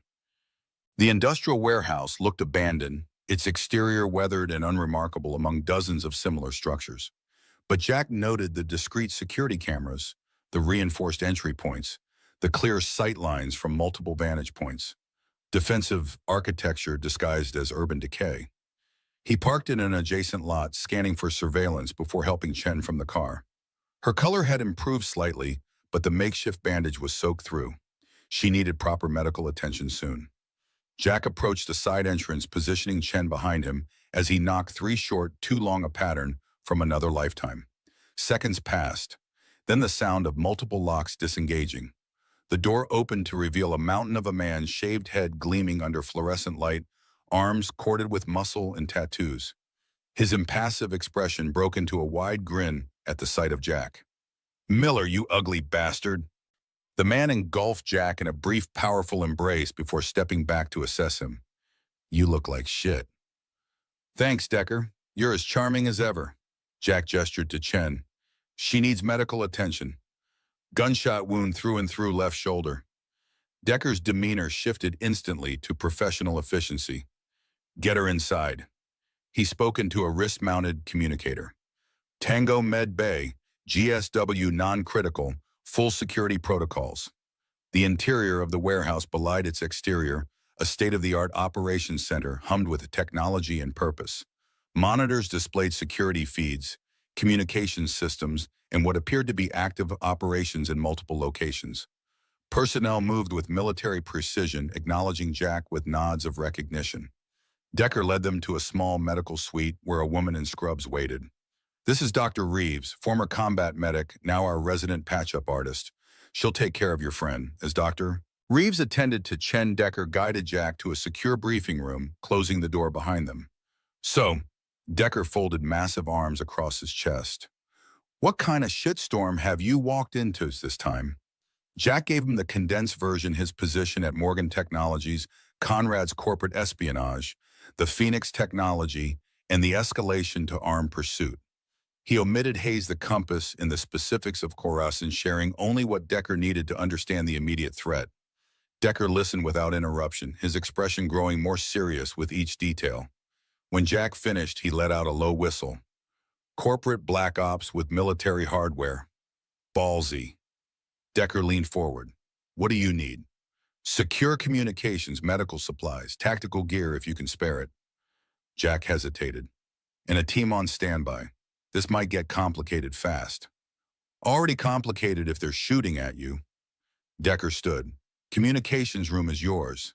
I'll gear you up and put a four-man team on alert status. He paused at the door. One condition, Miller. Name it. You tell me what this is really about. Decker's eyes were shrewd. The unredacted version. Because you didn't come to me just for a burner phone and some bandages. Jack held his former teammate's gaze. Decker had saved his life twice in Afghanistan, had been one of the few who stood by him after the Khorasan inquiry. If anyone had earned trust, it was him. It's about Michael Morgan, Jack said finally. About finishing what he started in Khorasan and keeping a promise I made 5 years ago. Understanding dawned in Decker's eyes. The ghost that's been haunting you. He nodded once. Whatever you need, brother. No questions asked.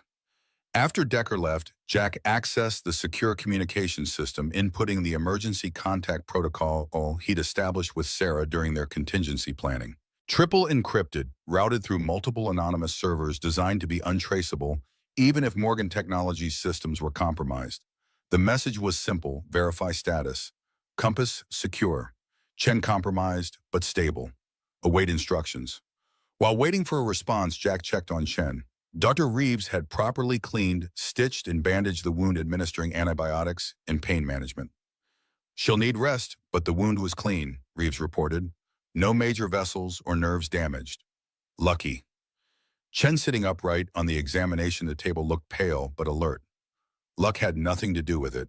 I ducked. Jack smiled despite himself. Good to see you're feeling better. Good enough to help take down Conrad, Chen affirmed. Please tell me you have a plan that doesn't involve more people shooting at us.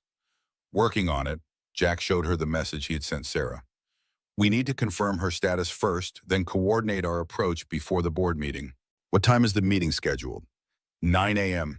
Jack checked his watch. Less than 4 hours from now. Chen frowned. Even if we establish contact, what can we do? Conrad has board support armed operatives and potentially access to Morgan Technologies' security systems. We have the Compass fragment, Jack countered, and Hayes claims to have another. If we can secure those and confirm Sarah and Emma's safety, we can activate the dead man's switch, deny Conrad the technology entirely. Scorched earth, Chen murmured. Michael would approve, but it means destroying years of work innovations that could have helped millions.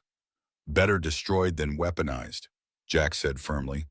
The secure communication terminal chimed, indicating a response. Jack accessed the message, Chen reading over his shoulder. Status secure. Emma with me. Conrad moving faster than anticipated. Board meeting moved to 7:30 a.m.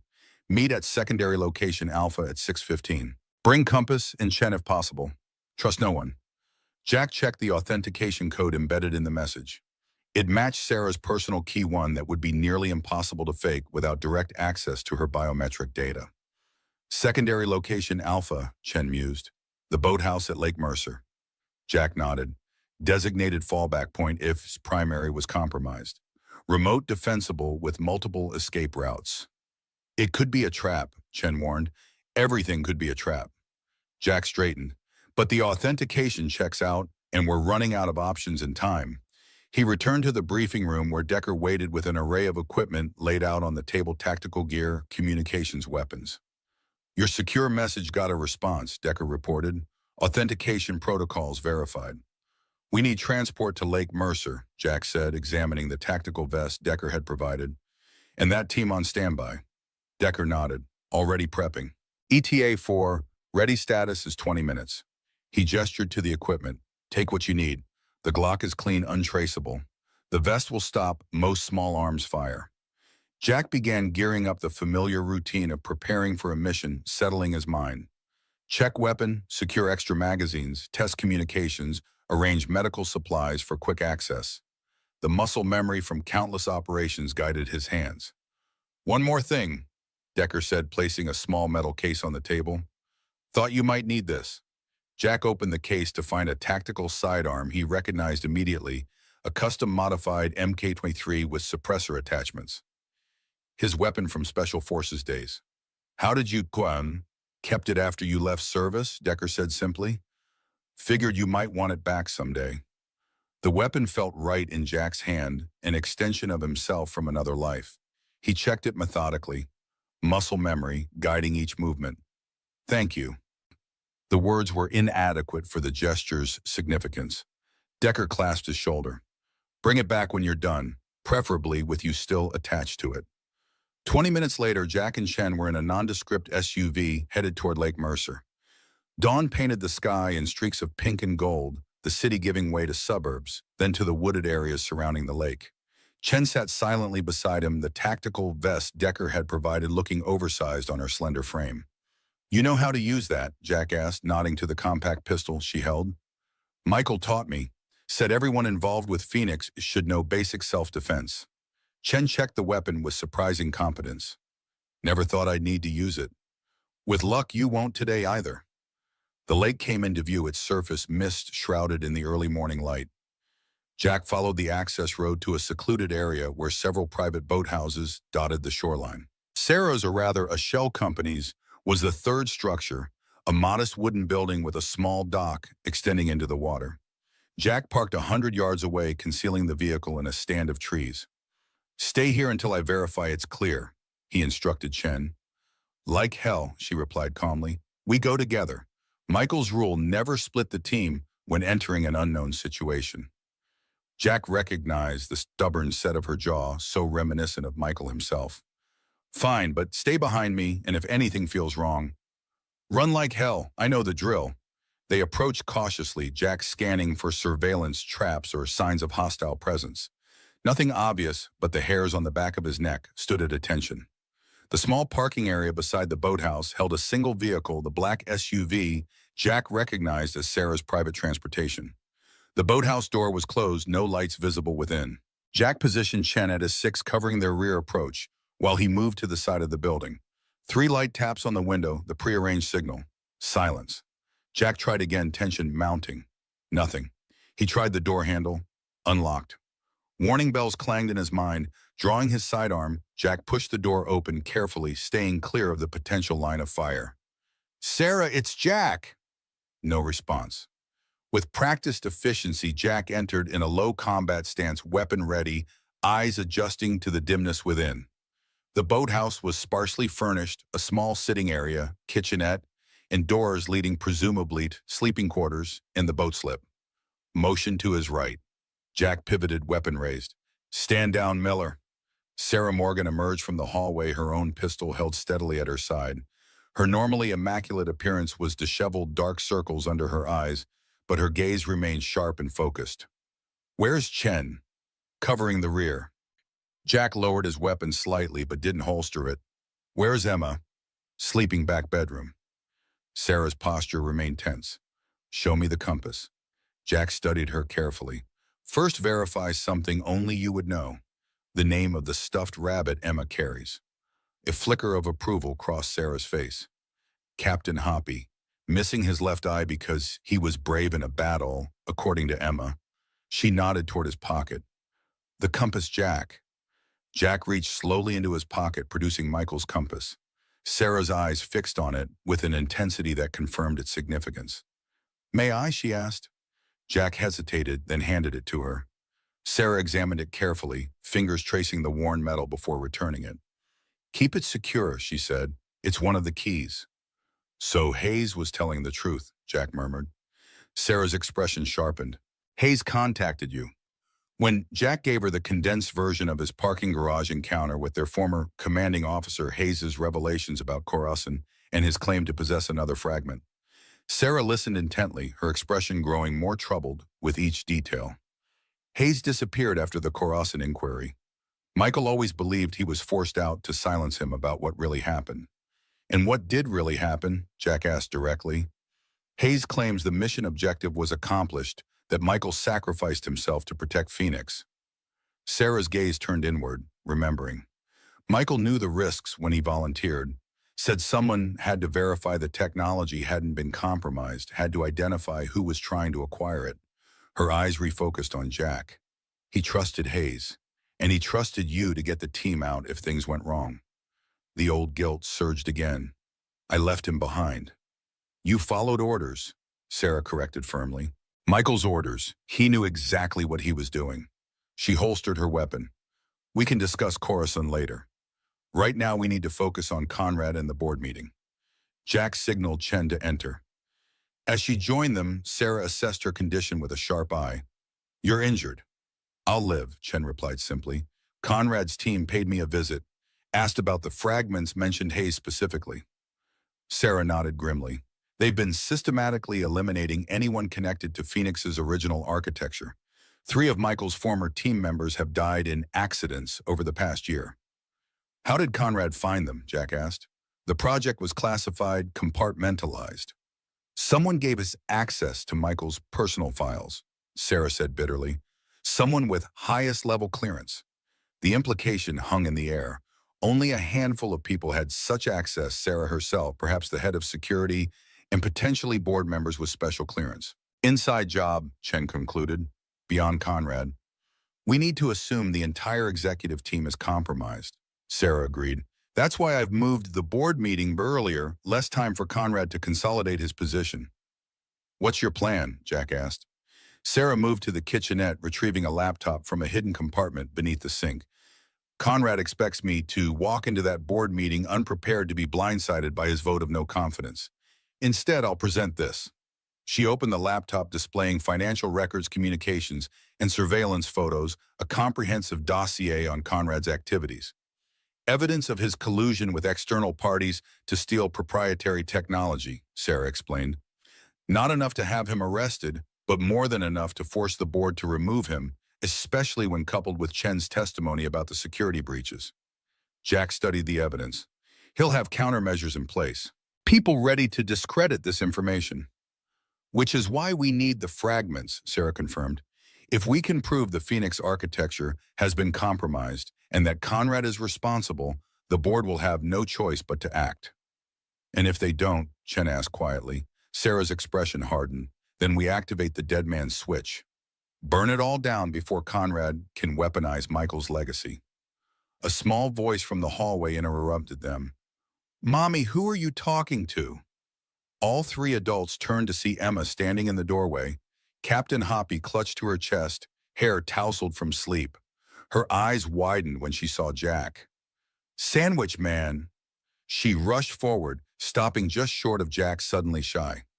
Jack knelt to her level the way he always did with Alex. Hey there, Emma. Remember me? She nodded solemnly. You knew my daddy, and you have sad eyes. Jack smiled gently. Not so sad today. It's good to see you. Emma turned to Chen, studying her with the direct curiosity only children possess. You're hurt. Does it hurt a lot? Chen's expression softened. Not too bad. Your dad taught me to be brave.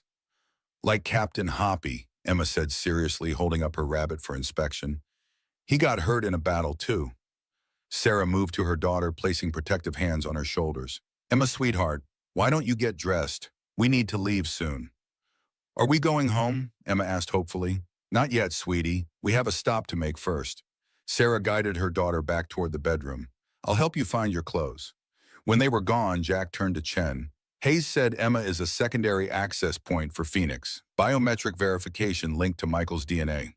Chen nodded grimly. It was meant as a safeguard, ensuring the technology remained within the family's control if anything happened to Sarah. Michael never anticipated it becoming a vulnerability. Conrad knows, Jack stated rather than asked. Must do, Chen confirmed. It would explain why he's been having Emma watched, why her school, coincidentally, hired a new security guard last month. Jack's tactical mind processed the implications. We can't bring her to the board meeting. Too exposed, too many unknown variables. Agreed, Chen said. But she can't stay here either. Once Conrad realizes we've gone off-grid, this will be one of the first places he checks. We need a secure location, someone trustworthy to protect her. Jack thought of Alex safely at home with Mrs. Abernathy, unaware of the danger surrounding his father. I know a place, but we need to move now before the board meeting preparations begin. A soft noise from the hallway drew their attention. Sarah returned, her expression grim. Emma's getting dressed, she said quietly. Jack, I need you to take her somewhere safe. Conrad's people will be watching the building, my home, all known locations. She can't be anywhere associated with me or Morgan Technologies. I have a place in mind, Jack assured her. But what about you and Chen Conrad will have security in place for the board meeting people loyal to him? I still have allies within the company, Sarah replied. The head of security owes me his career. He'll ensure we can access the building and the boardroom. And the dead man's switch, Chen asked. If things go wrong, we need to be prepared to activate it. Sarah's eyes hardened with resolve. I've prepared the protocols. If Conrad moves against us, if there's any indication Emma is in danger, I'll trigger it myself. She turned to Jack, but I need the compass to complete the sequence. Jack hesitated, his hand moving instinctively to his pocket. You're sure? Michael entrusted it to you for safekeeping. Now I'm asking you to trust me to use it as he intended. Sarah held out her hand. Please, Jack. It's the only way to ensure Phoenix stays protected. The moment stretched between them, laden with unspoken history, with promises made and kept. Finally, Jack removed the compass, its weight familiar in his palm. He placed it in Sarah's outstretched hand, feeling as if he were surrendering a part of himself. Michael would want you to have it, he said quietly. Sarah's fingers closed around the compass, her composure slipping momentarily. Thank you. She tucked it securely into an inner pocket of her jacket. Now let's get Emma to safety, then end this, once and for all. The sun had fully risen by the time Jack pulled into the small parking lot of Riverdale Elementary School. The building was quiet, most students not due to arrive for another hour. Emma sat in the back seat, Captain Hoppy clutched to her chest, watching the unfamiliar surroundings with wary curiosity. Is this where I'm going to hide? She asked. Jack smiled reassuringly in the rear-view mirror. Not hide, just visit. I have a friend here who's going to look after you while your mom takes care of some important business. Is it because of the bad people? Emma's directness was disarming. The ones Mommy's worried about? Jack turned in his seat to face her. Your mom's very brave, Emma. Like your dad was. She's making sure those people can't take what doesn't belong to them. Emma nodded solemnly. Daddy always said taking things that aren't yours is wrong, even if you really, really want them. Your dad was a smart man. Jack checked his watch, 6:45 a.m. Sarah and Chen would be approaching Morgan Technologies, now implementing the first phase of their plan. Come on, let's go meet my friend. He helped Emma from the car, scanning the surroundings for any sign of surveillance or threat. The school grounds appeared normal, empty at this early hour, except for a few teachers' cars in the staff parking area. Jack led Emma to a side entrance, using his keycard to access the building. He called ahead, arranging everything during the drive from the lake. Now he guided Emma through quiet hallways to a classroom near the back of the building. The door opened before they reached it, revealing Mrs. Abernathy's kind, weathered face. The elderly woman who had been Jack's neighbor and Alex's occasional caretaker for 3 years smiled warmly at Emma. Well, hello there, young lady. You must be Emma. I've heard so much about you. She knelt despite her arthritis, extending a hand. I'm Mrs. Abernathy. I'm a friend of Jack's, and I have a special guest waiting to meet you. Emma looked questioningly at Jack, who nodded encouragement. She took Mrs. Abernathy's hand tentatively. Is it another grown-up? She asked. Mrs. Abernathy chuckled. No, dear. It's Alex, Jack's son. He's about your age, and he's very excited to have a friend visit this morning before school starts. Emma's eyes widened with interest. Jack has a little boy, too. I sure do, Jack confirmed, and he's been wanting to meet you. Inside the classroom, Alex sat at a small table coloring intently. He looked up as they entered, his face brightening at the sight of his father. Dad. He rushed over, throwing his arms around Jack's waist. Mrs. A said you had a surprise. Is this her? He peered curiously at Emma. Jack ruffled his son's hair affectionately. Alex, this is Emma. Emma, this is my son, Alex. The children regarded each other with the direct assessment only kids can manage. Then Alex spotted Captain Hoppy. Cool rabbit, he said appreciatively. What happened to his eye? He lost it being brave in a battle, Emma explained, her reserve melting slightly. Awesome, Alex said with genuine admiration. Want to see my dinosaur drawing? It's a T-Rex with laser eyes. Just like that, the connection was made. Emma followed Alex to the table, Captain Hoppy tucked securely under one arm. Jack moved to Mrs. Abernathy, speaking quietly. Thank you for doing this. I wouldn't ask if it wasn't important. Nonsense, the older woman said warmly. Alex has been wanting a play date for ages, and any friend of yours is a friend of mine. Her kind eyes grew serious. Is everything all right, Jack? You look troubled. Just work complications, Jack assured him. I should be back by normal pickup time, but if anything changes, I'll call. Mrs. Abernathy patted his arm. Don't you worry about these two. We'll have a wonderful morning together. Jack approached the children's table, kneeling beside Emma. I have to go help your mom now, Emma, but Mrs. Abernathy and Alex will take good care of you until we come back. Emma looked up from the dinosaur drawing, her expression suddenly serious beyond her years. Are you going to fight the bad people? Jack considered his answer carefully. I'm going to make sure they don't take what isn't theirs, just like your dad would want. Emma nodded solemnly, then surprised him by wrapping small arms around his neck in a quick hug. Be careful, she whispered. Mommy needs you to come back. The simple statement hit Jack with unexpected force. He returned the hug gently. I will. I promise. As he stood to leave, Alex caught his hand. Dad, is everything okay? Jack saw the worry in his son's eyes, the perceptiveness that sometimes startled him. Everything's fine, buddy. Just helping a friend with a problem at work. Like you helped Mr. Rodriguez when his car wouldn't start. Jack smiled, touched by his son's attempt to understand. Something like that. Bigger problem. Same idea. Okay, Alex seemed satisfied. I'll take care of Emma till you get back. I know you will. Jack hugged his son quickly. Be good for Mrs. Abernathy. I'll see you this afternoon. As Jack left the classroom, he glanced back one more time.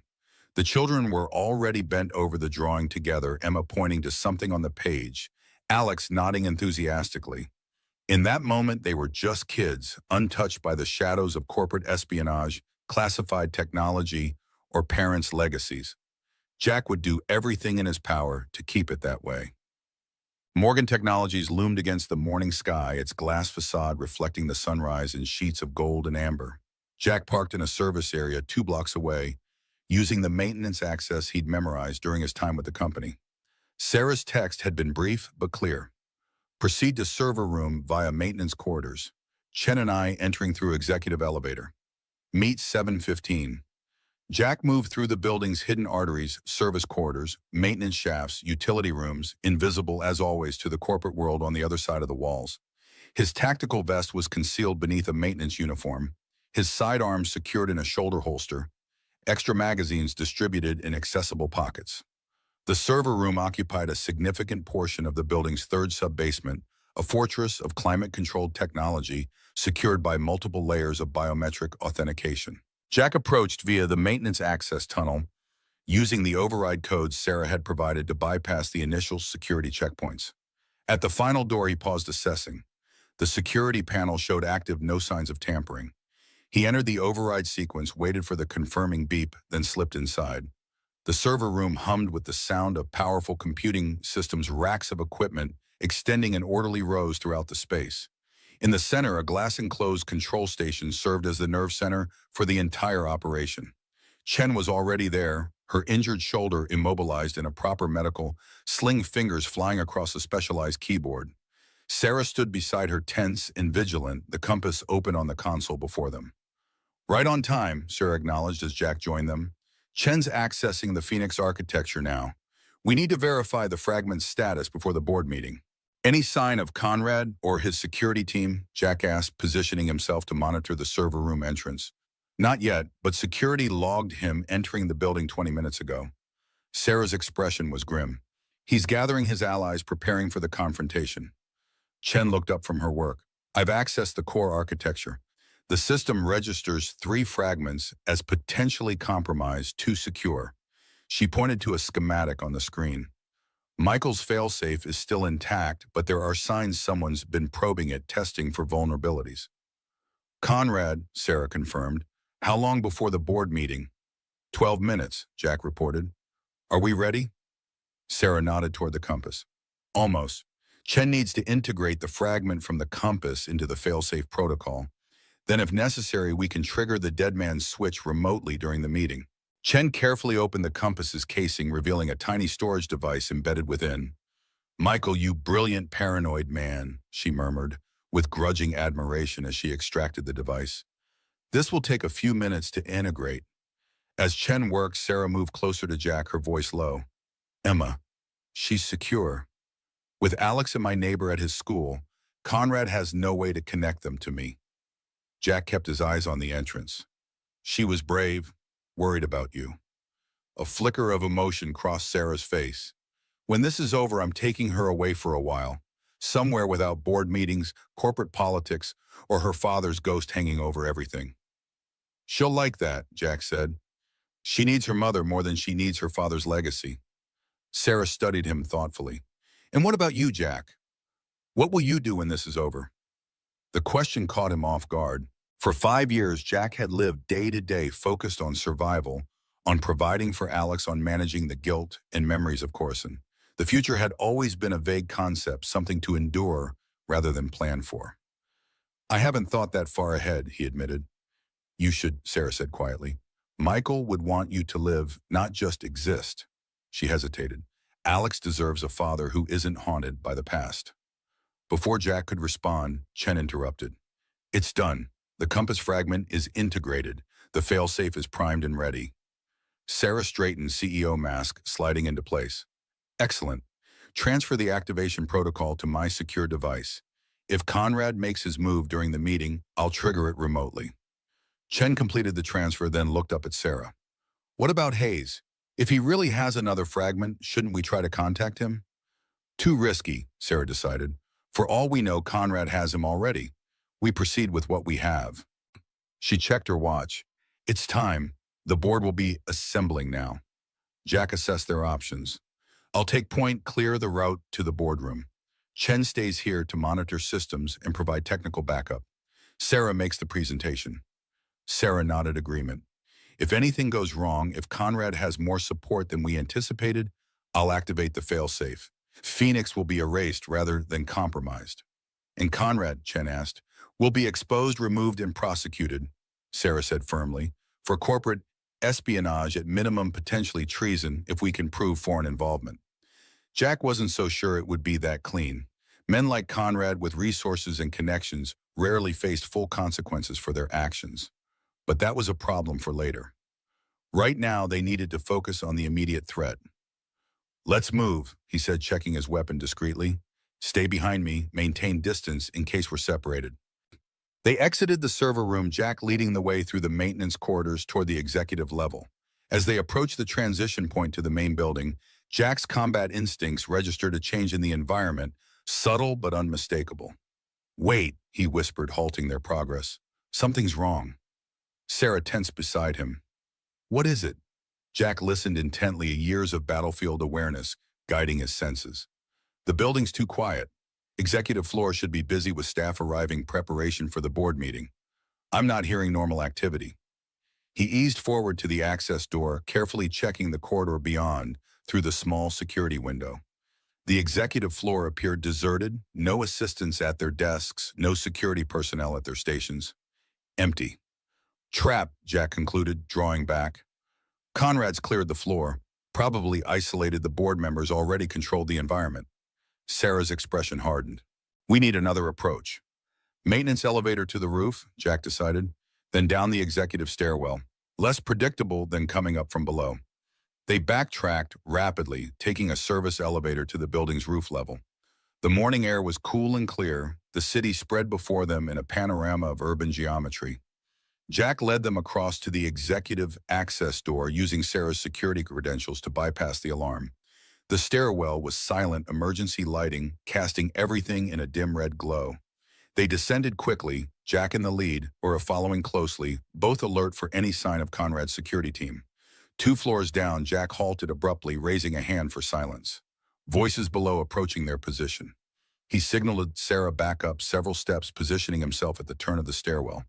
2 men in tactical gear rounded the corner, weapons at ready position, private security, not regular Morgan Technologies personnel. Jack moved before they registered his presence, disarming the first with a practiced combat maneuver, using the man's momentum to send him crashing into his companion. Both went down in a tangle of limbs and equipment.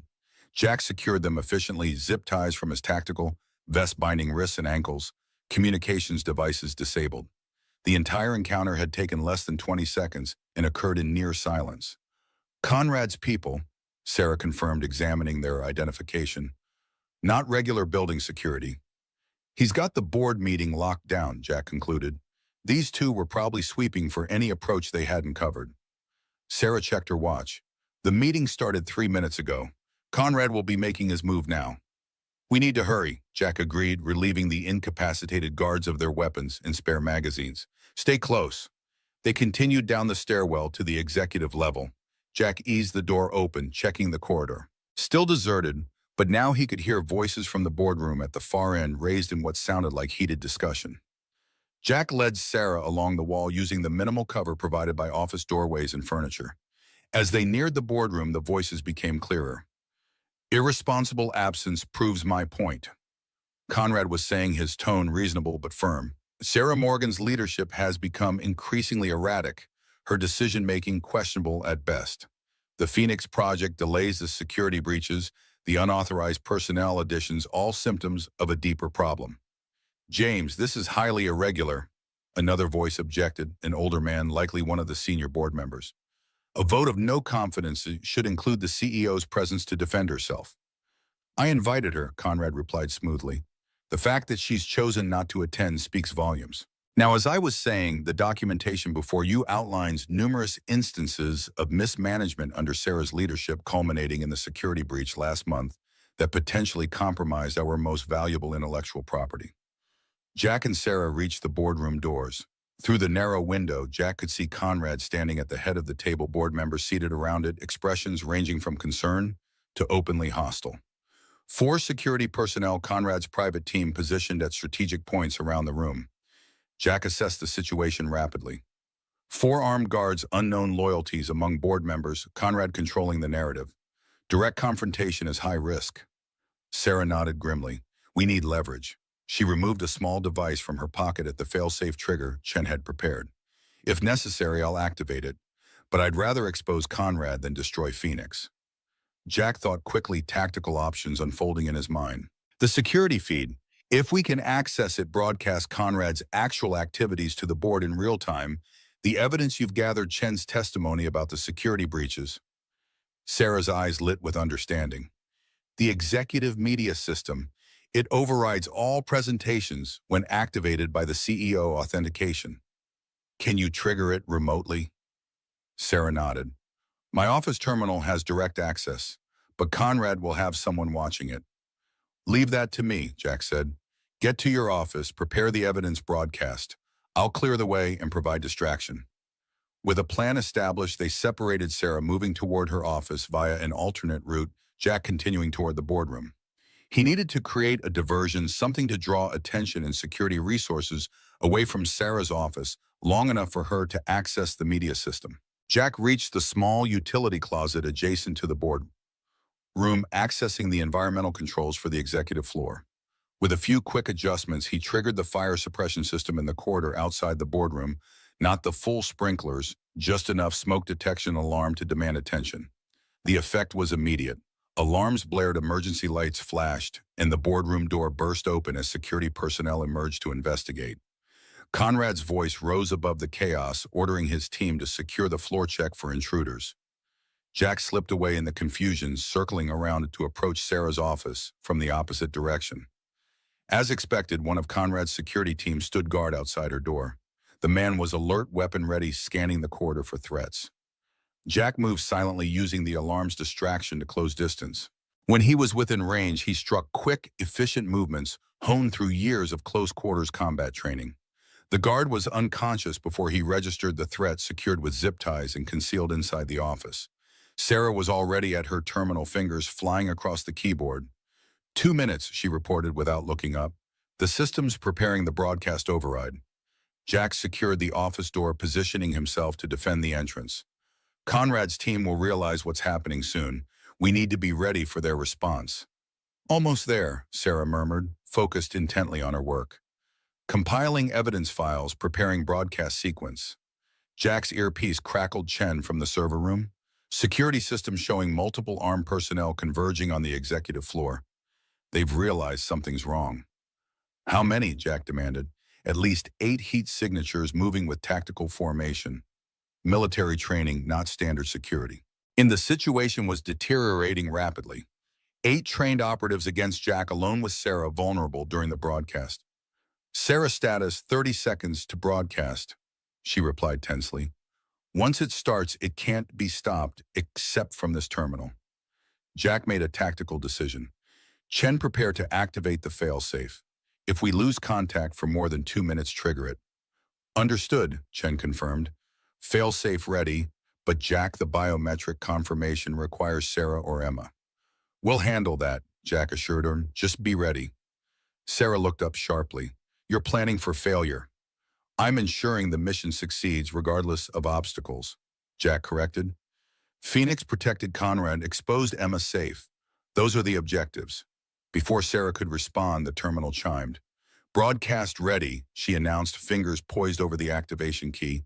This will override all executive-level displays, including the boardroom presentation system. Yeah, Jack nodded. Do it.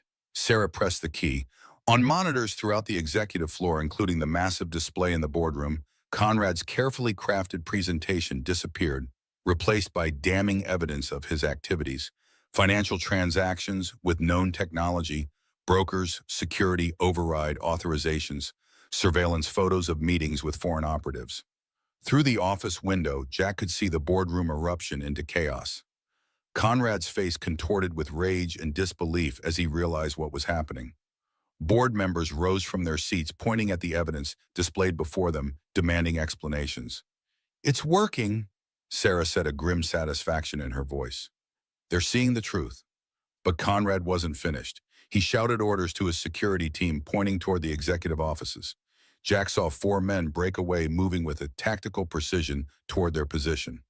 We've got company, he warned, drawing his sidearm. 4 operatives armed approaching fast. Sarah's hand moved to her own weapon. The broadcast will continue automatically. We need to hold this position for 3 more minutes for the full evidence package to display. Jack made a quick tactical assessment. Office is indefensible against 4 trained operatives. We need to move, draw them away from the terminal. If we leave, they'll shut down the broadcast, Sarah objected. Not if they can't find us, Jack countered, moving to the office's inner door. Executive passage to the conference room. We can circle behind them, approach the boardroom from the opposite direction. Conrad's the target, neutralize him, and his team loses direction. Sarah hesitated only briefly before nodding agreement. Lead the way. They slipped through the executive passage, a private corridor connecting the CEO's office to various conference rooms, designed for discreet movement between meetings. Jack moved with practiced stealth, Sarah following his lead. Behind them, they heard the office door burst open, Conrad's team discovering the empty room, the broadcasting terminal. Angry voices, orders shouted into communications devices. Jack led Sarah through the passage to a small conference room adjacent to the boardroom. From here, they could enter directly, bypassing the corridor where Conrad's remaining security waited. Ready? Jack asked, hand on the door. Sarah checked her weapon, eyes steady. Ready. Jack opened the door and they entered the boardroom from the side entrance.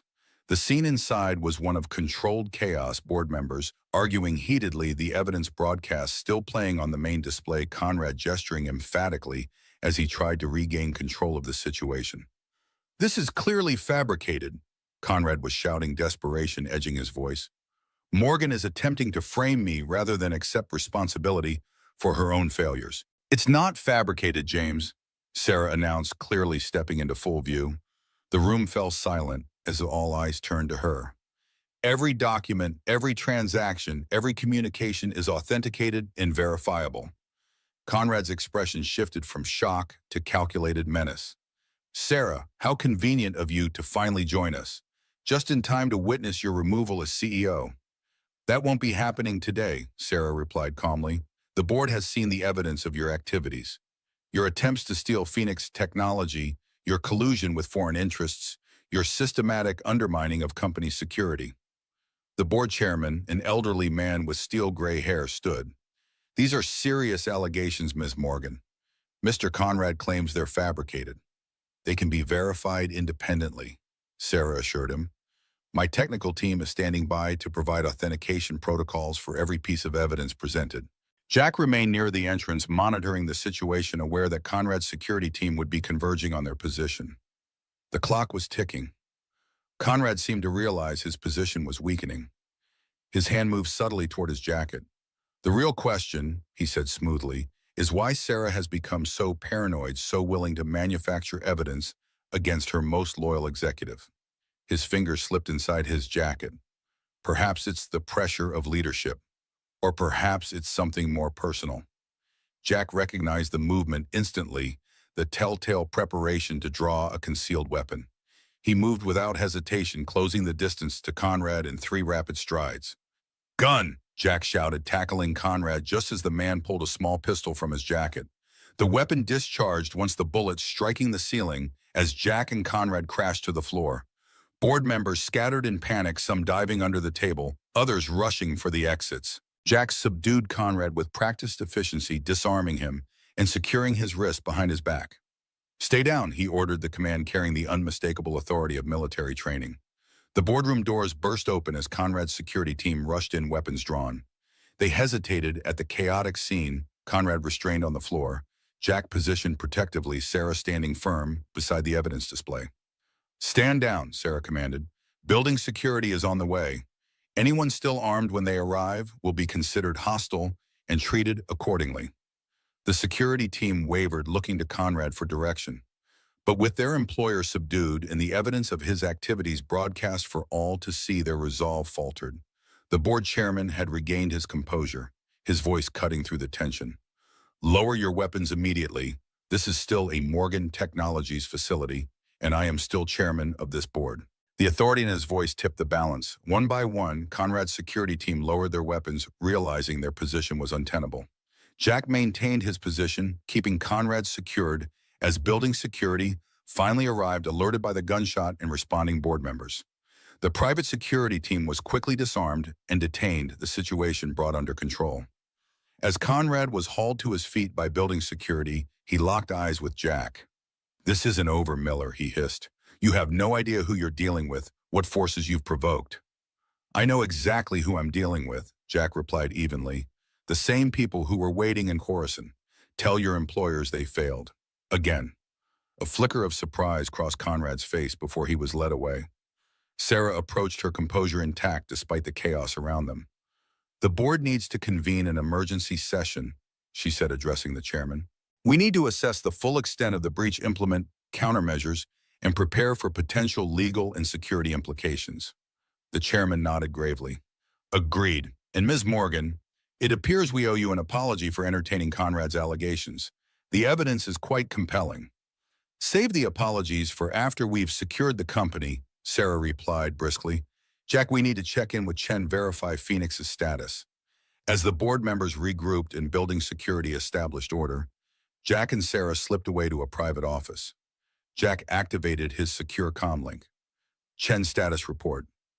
"All clear at the server level," Chen reported, relief evident in her voice. "Conrad's access has been revoked, his team's credentials purged from the system. Phoenix architecture is secure, no signs of successful extraction." Sarah visibly relaxed at this news. "And the fragments?" "Secure, the compass fragment has been fully integrated into the failsafe. If anyone attempts unauthorized access now, the entire system will self-destruct and alert all remaining fragment holders." Jack nodded approval. "Good work. Stay in position until building security has cleared all floors. We'll come to you." After ending the communication, Jack turned to Sarah. "Conrad's in custody, but this isn't over. He mentioned employers. Whoever backed his operation won't simply abandon the technology." "I know," Sarah acknowledged, "but we've bought time-protected Phoenix for now." She hesitated. "We should check on Emma." Jack had already been thinking the same thing. He pulled out his phone, dialing Mrs. Abernathy's number. She answered on the second ring, her voice calm and reassuring. "Everything's fine here, Jack. The children are having a wonderful time. Emma's teaching Alex some game with her rabbit, and they've barely noticed I'm in the room." Relief washed through Jack. "Thank you. We'll be there soon." After ending the call, he nodded to Sarah. "They're safe together." Something softened in Sarah's expression. "Emma and Alex, Michael would have liked that." She moved to the window, looking out over the city. 5 years ago, he made you promise to protect us if anything happened to him. Today, you fulfilled that promise." "The mission isn't complete," Jack cautioned. "Conrad's just one piece of a larger operation. Whoever was behind Coruscant is still out there, still interested in Phoenix." Then we'll be ready for them, Sarah said with quiet determination. Michael built Phoenix to protect people, not to control them. I won't let his legacy become a weapon. Jack studied her profile, seeing for the first time not just the CEO, not Michael's widow, but Sarah Morgan herself. Strong, resilient, determined to protect what mattered most. What happens now, he asked. Sarah turned to face him. Now we pick up our children. We take them somewhere safe while the legal and security teams do their work. She hesitated. And then we talk about the future, about what comes next. For Phoenix. For all of us, Sarah clarified. Emma, Alex, you, me. She met his gaze directly. 5 years is a long time to live in the shadow of the past, Jack. Maybe it's time we both stepped into the light. The words resonated with unexpected depth. For 5 years, Jack had existed rather than lived, focused on survival and obligation rather than possibility. The future had always been something to endure, not embrace. But standing here now, mission accomplished, promise fulfilled, Jack felt something he hadn't experienced since before Horasan, a sense of purpose beyond mere survival, beyond guilt and obligation. One step at a time, he said finally. First we secure Phoenix, then we make sure the children are safe. He paused. After that, we'll see. Sarah smiled, a genuine expression that transformed her features, revealing the woman behind the CEO facade. Michael always said you were the cautious one, always planning 3 moves ahead. He was the optimist. Jack acknowledged memories of his friend rising without the usual accompanying pain. Always certain things would work out for the best. Maybe this time he was right, Sarah suggested. She moved toward the door. Come on, there are 2 children waiting for us, and I've kept my daughter waiting long enough. As they left the office together, Jack felt the compass's absence from his pocket, a physical reminder of obligations fulfilled, promises kept. For 5 years, he had carried it as a talisman of guilt and failure. Now integrated into Phoenix's protection, it served its true purpose, safeguarding Michael's legacy for the future. Some debts could never be fully repaid, but perhaps they could be honored in ways that allowed for new beginnings, new promises, new life. Jack followed Sarah toward the elevator, toward the children, toward whatever came next. One step at a time, the silent oath finally fulfilled.